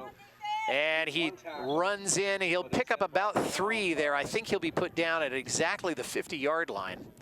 That'll bring up a 3rd and 7 coming up now for the Pioneers. And that's going to be a slight in on the play.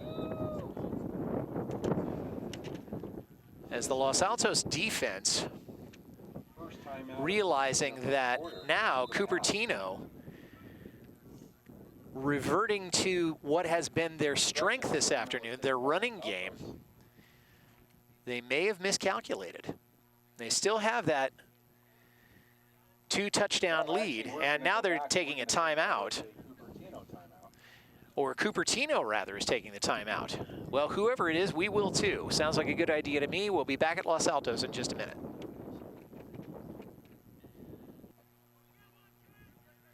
Back at Los Altos High School, Cupertino, after on their last possession, all right, 3rd and 11 for Cupertino, scoring their first points of the game, now at 3rd and 11, or 3rd and 7, rather, seeing if they can get into Los Altos territory. Okay, rolling left, rolling, long pass down, and Los Altos, did they get the interception? I think they did. He was stopped right away, but it was Cedric Smith. And that's the 3rd interception that Cedric has gotten in this game. 2 in the first half and 1 so far this half. And Cupertino foiled again when they get a little bit of momentum going. So Los Altos gains possession of the ball on their own 20-yard line.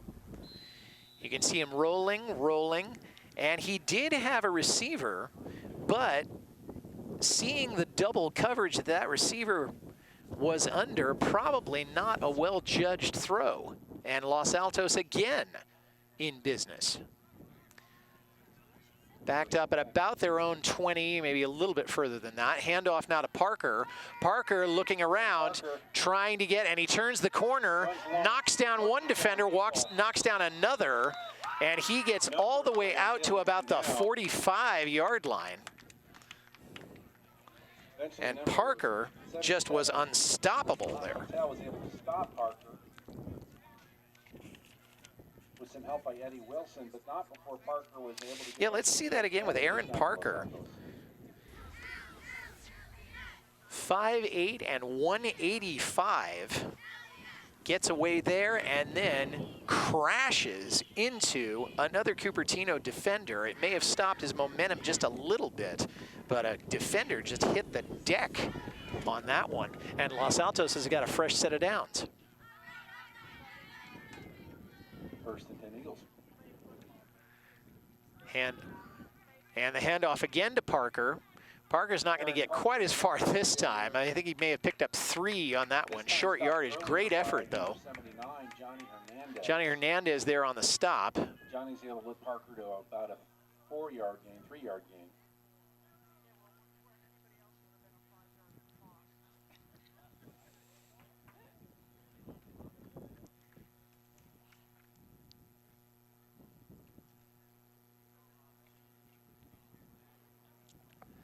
So that's going to bring up a 2nd and 7 now for the Los Altos Eagles. And Los Altos is doing what the unwritten rules of football say to do, and that is when you get a lead like this in the 4th quarter, you stop throwing and you start running the ball. And again to Parker. And Parker picked up a couple there, maybe 3, and a straight ahead up the gut run there. Up the gut run, I mean. That's bringing up a 3rd down now for the Eagles.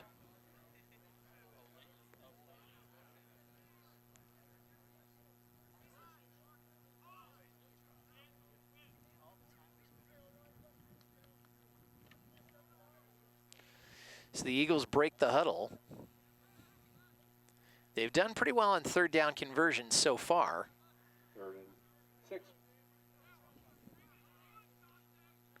Man in motion. Now he's going to throw it. He's under a huge amount of pressure, and it's in and out of the hands of the intended receiver there.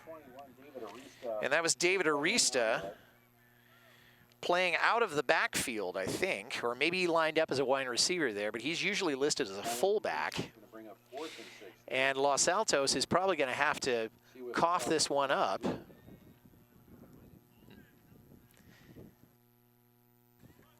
So now Los Altos has a little bit of a decision to make. They are sending some new personnel in, and it looks like they are going to kick it away. So Cupertino will get another chance at this. But now there's 8:50 left in the game, and so timing is now going to start being a factor for the Cupertino Pioneers.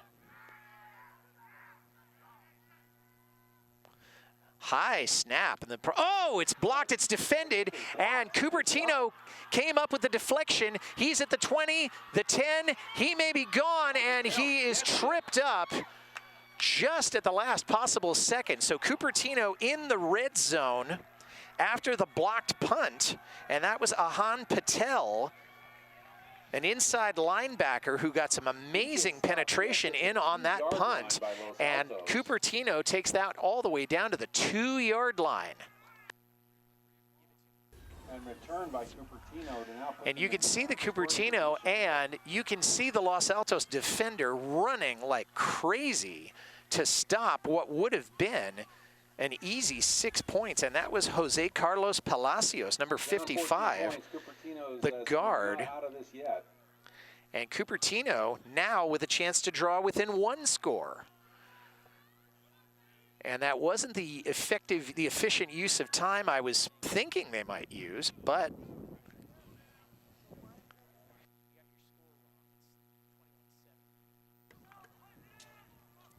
so Cupertino now with a chance to make it a 1-score game. 1st and goal. On the 2-yard line. Man in motion, and straight ahead quarterback draw, and that's going to get him in. And Cupertino, taking advantage of an amazing special teams effort and a great run back after a blocked punt, capitalizes. And now Los Altos can no longer be complacent. They have got to now hold on tight and pray that they will not allow Cupertino to get a draw, to draw even here in the fourth quarter. Cupertino's going to go for the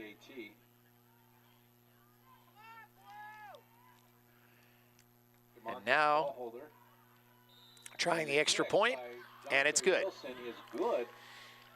So now we have an entirely new contest, because with 8:34 to go, Cupertino within one score, and we're going to see how this all plays out. It should be an exciting finish, so don't you dare go away. We'll be back.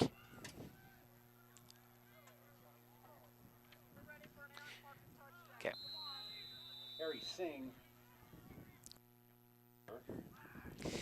Back here, we have ourselves a horse race between Los Altos and Cupertino, and Parker now with the return. He's still going. He's at the 40. He's at midfield. He may take it all the way, and he has one man to beat, and he's going to beat him. And Los Altos responding with authority to the Cupertino touchdown just moments ago.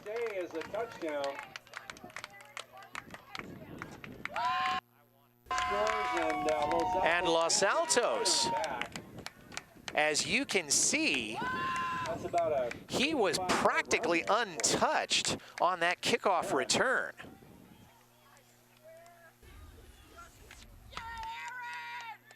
Aaron Parker was never fooled. He was right there from the very beginning. I'd like to know what his stolen bases are during the spring when he plays baseball for these Eagles, because he certainly stole 6 points for the Eagles, and it may be 7 if the PAT comes around.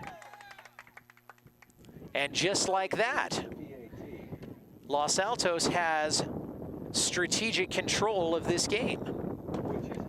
And they do make the extra point. So Los Altos now once again up by 2 scores with 8:18 to go in this game. It's not over, and it's getting more exciting all the time. We're gonna take a timeout while they set up for this kickoff. We'll be back in a moment.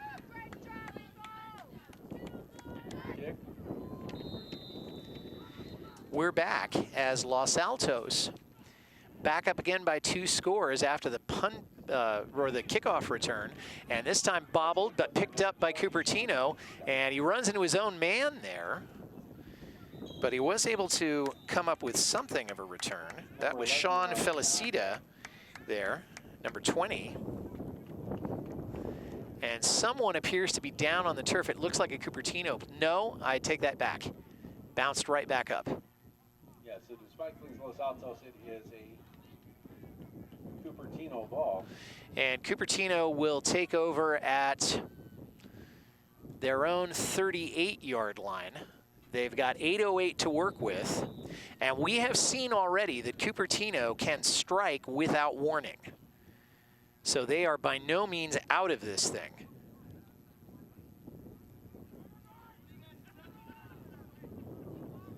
And Cupertino has also shown us this afternoon that they can hurt you in a number of ways, and they can hurt themselves in a number of ways. And the ball snapped over the middle, and it's caught, and that'll be enough for the first down. Pass is caught by Matt Keelan. And Matt Keelan, that we've heard a little bit from tonight. This is his first year on the varsity for Matt, and that ball midfield. he is making up for his lack of rushing yards with a whole lot of receiving yards today. So good for him. The ball is at midfield. We have under 8 minutes to play now. Low snap. Blitz is picked up. Another long pass, and is And Los Altos has picked it off again. Another pick by Los Altos, this time by Aaron Parker. And Aaron Parker on the defense there got it, and that is the 4th interception that the Pioneers have thrown today, and we're not out of this thing yet. So let's see that one again. Again, a long pass, and that has not been successful for Cupertino this time. Again, they threw into double coverage, and again, Los Altos coming up with the turnover. And the ball is going to be placed at the Los Altos 20. And now Los Altos may return to their ground game, realizing they're up by 2 scores with 7.5 minutes to play in this one. So we'll see how it all pans out. Out of the shotgun. And it's given to, that was Cedric Smith, and there's a flag on the play. I think there may have been a face mask on that one. There was a loss on the play. Flags on both sides of the field there.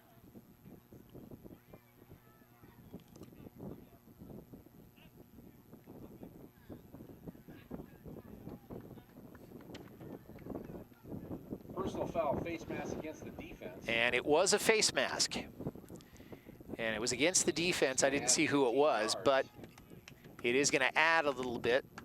Actually, no, it's not. And Los Altos. Just a face mask, so we're going to add 5 yards on that. So Los Altos with a fresh set of downs, and the clock is moving. We're approaching the 7-minute mark now, as Cupertino may be running out of tricks in their bag.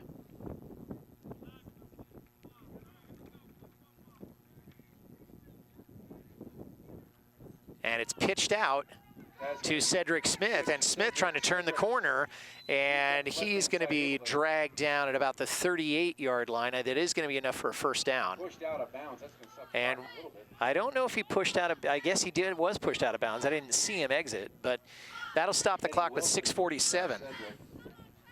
And another first down for Los Altos. And again, they are keeping on the ground, which is the wise thing to do under the circumstances.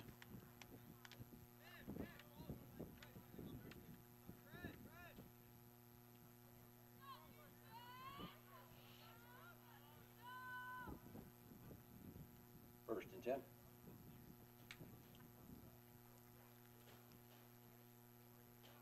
Again, out of the gun for the Eagles.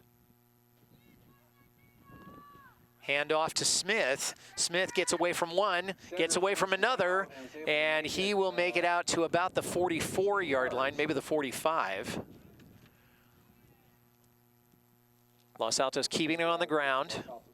Clock continues to roll. We're down to 6.5 minutes now.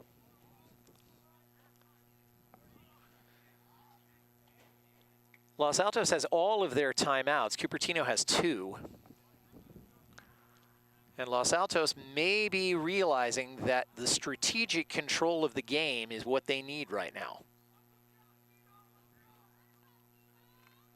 So keeping the ball on the ground is probably the advisable thing.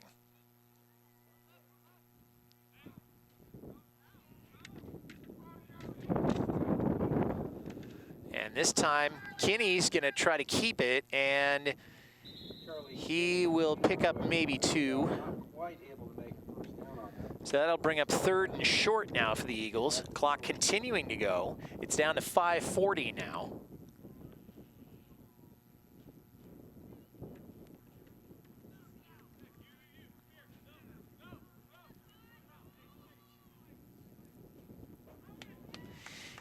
Los Altos is not quite at the point where they could get one more first down and then call it a day.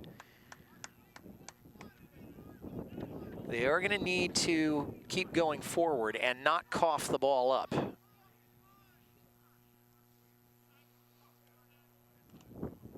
Now here they come out of the huddle. And the clock stops with 5:03, and Los Altos is going to take a timeout. And so will we. 5:03 to go. It's 28-14 Los Altos. We'll be back.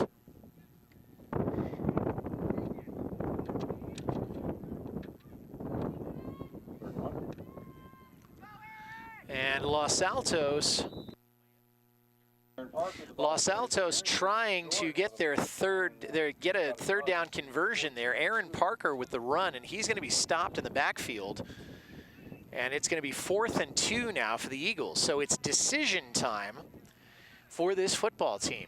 If they go for it and they get the first, they'll be in a position where they could probably run out the clock if they keep the ball on the ground. If they kick it away, Cupertino gets the ball back, but they only have less than 4.5 minutes to work with.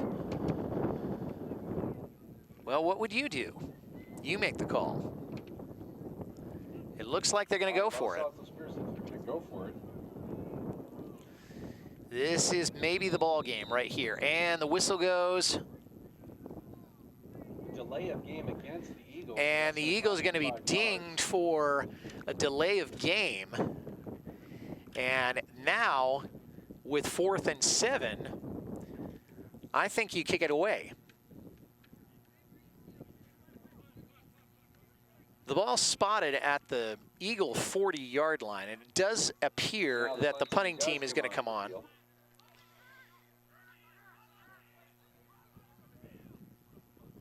So Cupertino will get the ball back. They are down 2 scores. They have 2 timeouts, and they've got 4 minutes and 11 seconds to try to make something happen. Probably make several somethings happen now that I come to think of it. And it away. Good kick this time. It is a good kick. And that one is going to go into out of bounds, probably not quite at the 15-yard line. And so Cupertino, with just over 4 minutes, has 85 yards to go. And then they got to get the ball back and score again. So we'll see what this Pioneer offense can do. We got 4:03 left in the game. Los Altos leads 28-14. Cupertino has the ball deep in their own territory on the 15-yard line, 1st and 10.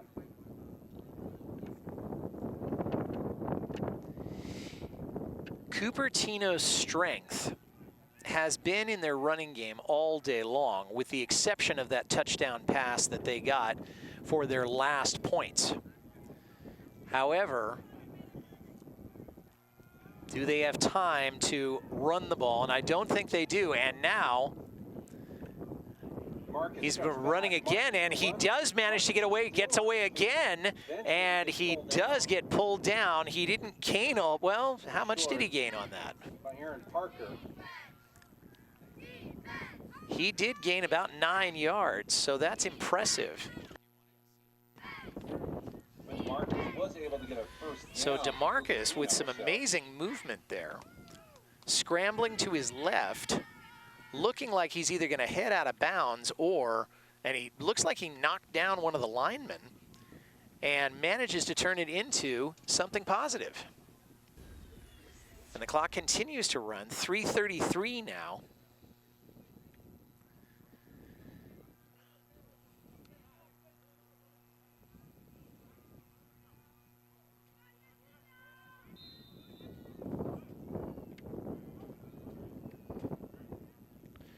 Cupertino gets the snap, and the ball's that pass is batted down. That pass gets deflected. And so Victor Lopez, we think, deflected it. PA announcer says it was Lopez that deflected that one. It was Victor Lopez, the defensive tackle. Victor Lopez, 6 feet and 265.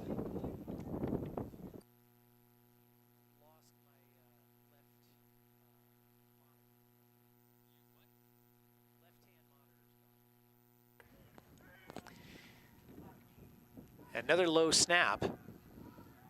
Now he's going to go for broke all the way down the field. He has a receiver, and it is in and out of his hands. Great defense there.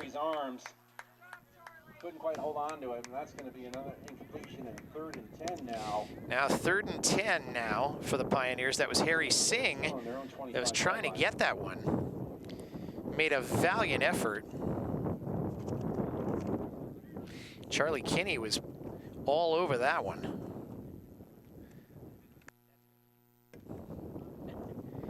So 3rd and 10, and if Cupertino can't make a first down, I don't know, but that this one, you stick the fork in the Pioneers.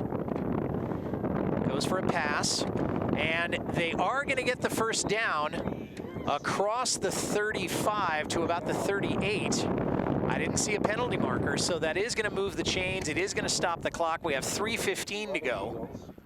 But it's enough for a first down. So Cupertino coming through in the clutch. But is it going to be enough? Ball's going to be a 37. Taking the snap. Now, DeMarcus running. Now he's got the first down. He's got more than the first down, and he's going to be brought down at about the 43-yard line of Los Altos. They're going to spot that on the 45-yard line. And the clock stops with 3:05. So Cupertino using their time very well so far.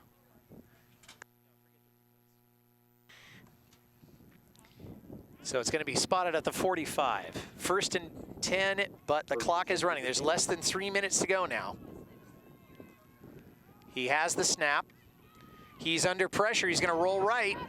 Is he going to keep it? It looks like he's going to keep it, and he's got a little bit of room, and he's going to be brought out of bounds. That was very smart running by DeMarcus on that, and I think he might have gotten to the 35. At least that's where the official is standing, and that may be enough for a first down, or it may be very close. Looks like they might bring the chains out on this one, but he did get the clock stopped with 2:40 to go. No, actually, they're going to say that this one is short of the line of gain, and so that's going to bring up 2nd down in just a little bit. So 2nd and inches now for Cupertino. But they are within striking distance. They're doing exactly what they need to do. And the clock will start when the ball is snapped. As Los Altos defense is going to have to win this game for them right now. Now DeMarcus rolling, and he gets away from a sack. He gets away again, and he gets away from a 3rd person, and I think that will be enough for the first down. Amazingly good running. And with 2.5 minutes, they're knocking on the door of the red zone here. So you can see he's got all kinds of company in the backfield, and he gets away from a sack, gets away from another tackler, gets away again. Now that time he was brought down, and now Los Altos wants a timeout. Left for Los Altos. And that'll leave him with 1. Cupertino has 2 timeouts. 21 seconds left. We've got 2:21 to play. And what looked at one point like it was going to be a Los Altos rout is turning into a very interesting last few minutes. Cupertino. So we'll see what's up next now. Possessions, trying to change that pretty quickly with what time is available. We're going to keep it here because this is shaping up to be a fantastic finish.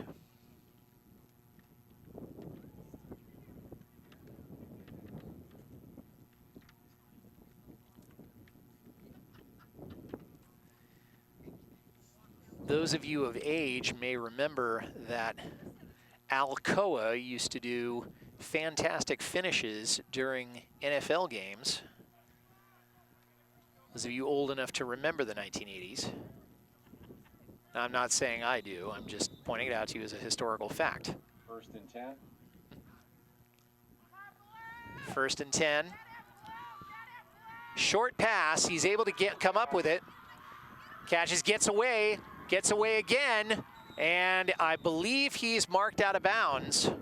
So stopping the clock again with 2:17 to go. He's able to get about 8 yards on that before being put. That's going to bring up a 2nd and 2.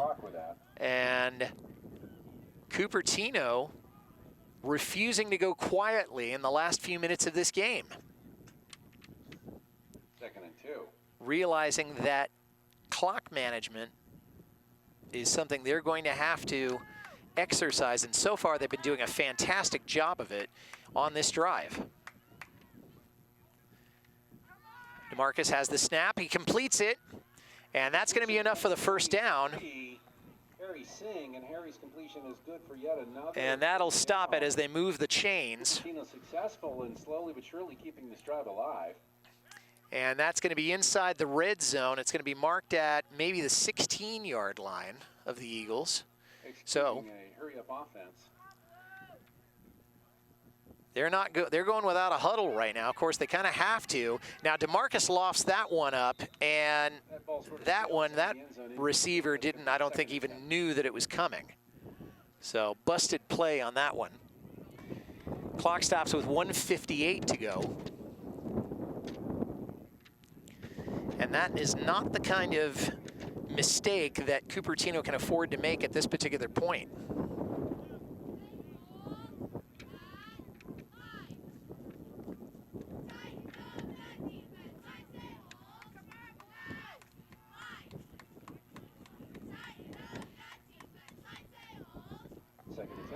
Second and 10. The Pioneers now. DeMarcus rolling right. Looking. Is he going to keep it? It looks like he is. Is he going to try to get out of bounds? No, he is stopped. And he falls or slips or is knocked down at about the 11-yard line. And now the clock is rolling. And Cupertino is going to take one of their 2 remaining timeouts. And we'll step aside also, as we've got less than 2 minutes, and it's going to be an exciting finish. Don't you dare go away.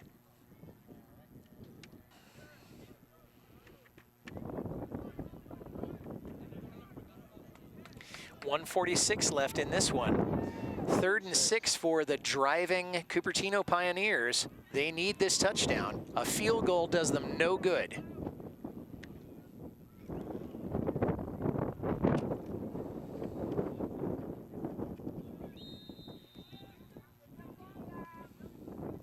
It's snapped. DeMarcus now swing pass, and there's nobody there. That may have been intended for George Cocho.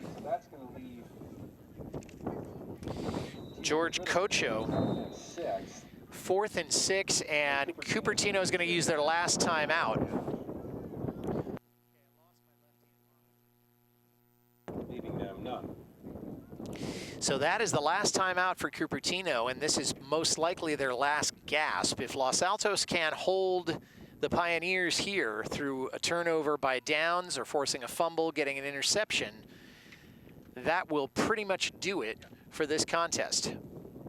But if Cupertino can punch it in and then get that extra point, then a lot is going to ride on the ensuing kickoff.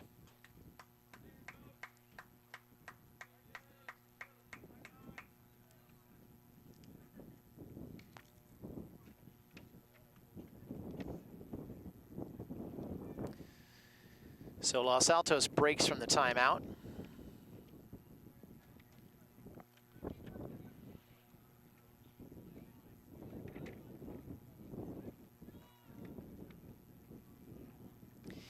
And here come the Pioneers, 4th and 6. This may be your ball game right here. Critical 4th down, Cupertino, 4th and 6. Here we go.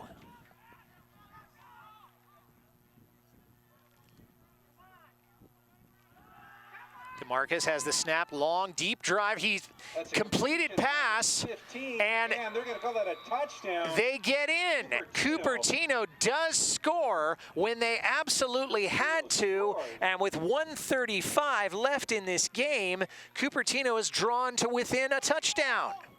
A little bit more than 1 minute and 35 seconds left. Cupertino is working to get back into this game. So we're going to see that again, because that is really worth seeing. Long drop by DeMarcus, picks his man, and the receiver unstoppable. He was dragged down into the end zone. Now the point after, and it is no good. And that may be a critical differentiator right there, because now that's gonna Cupertino score 28-20. now down 8 points. Just barely a one-possession game. And so the wind giveth and the wind taketh away. Because right now the wind is going really strong.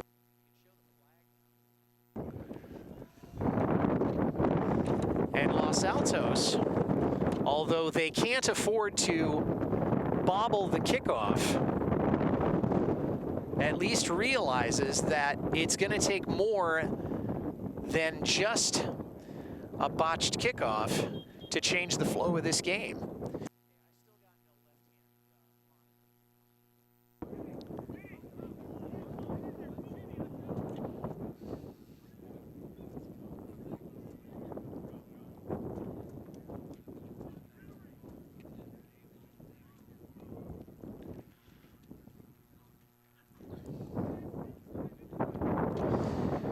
So Cupertino, Charlie Kinney, Owen, Stella, now with a minute 35 to go, has drawn to within 8, but a critical missed PAT may be the difference in this game.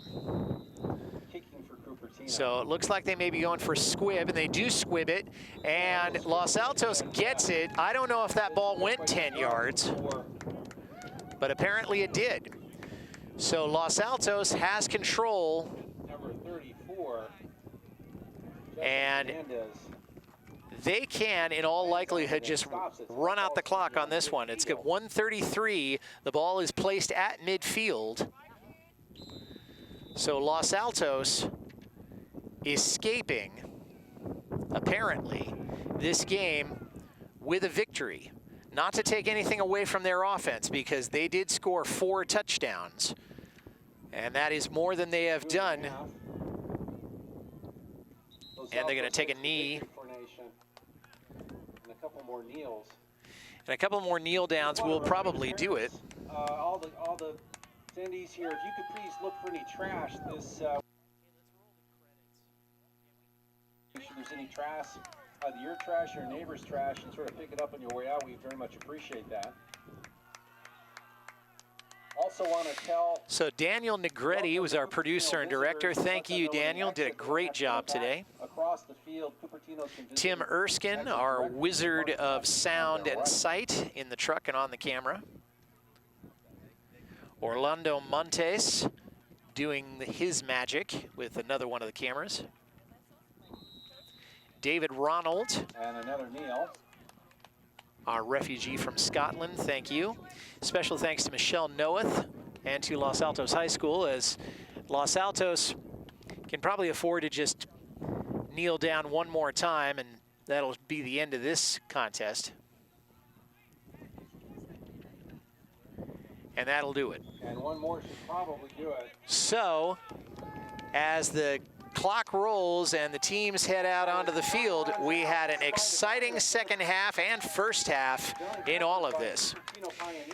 This is Mike Messner for KMVT saying, run for the roses, but don't forget to stop and smell them. See you next time, everybody.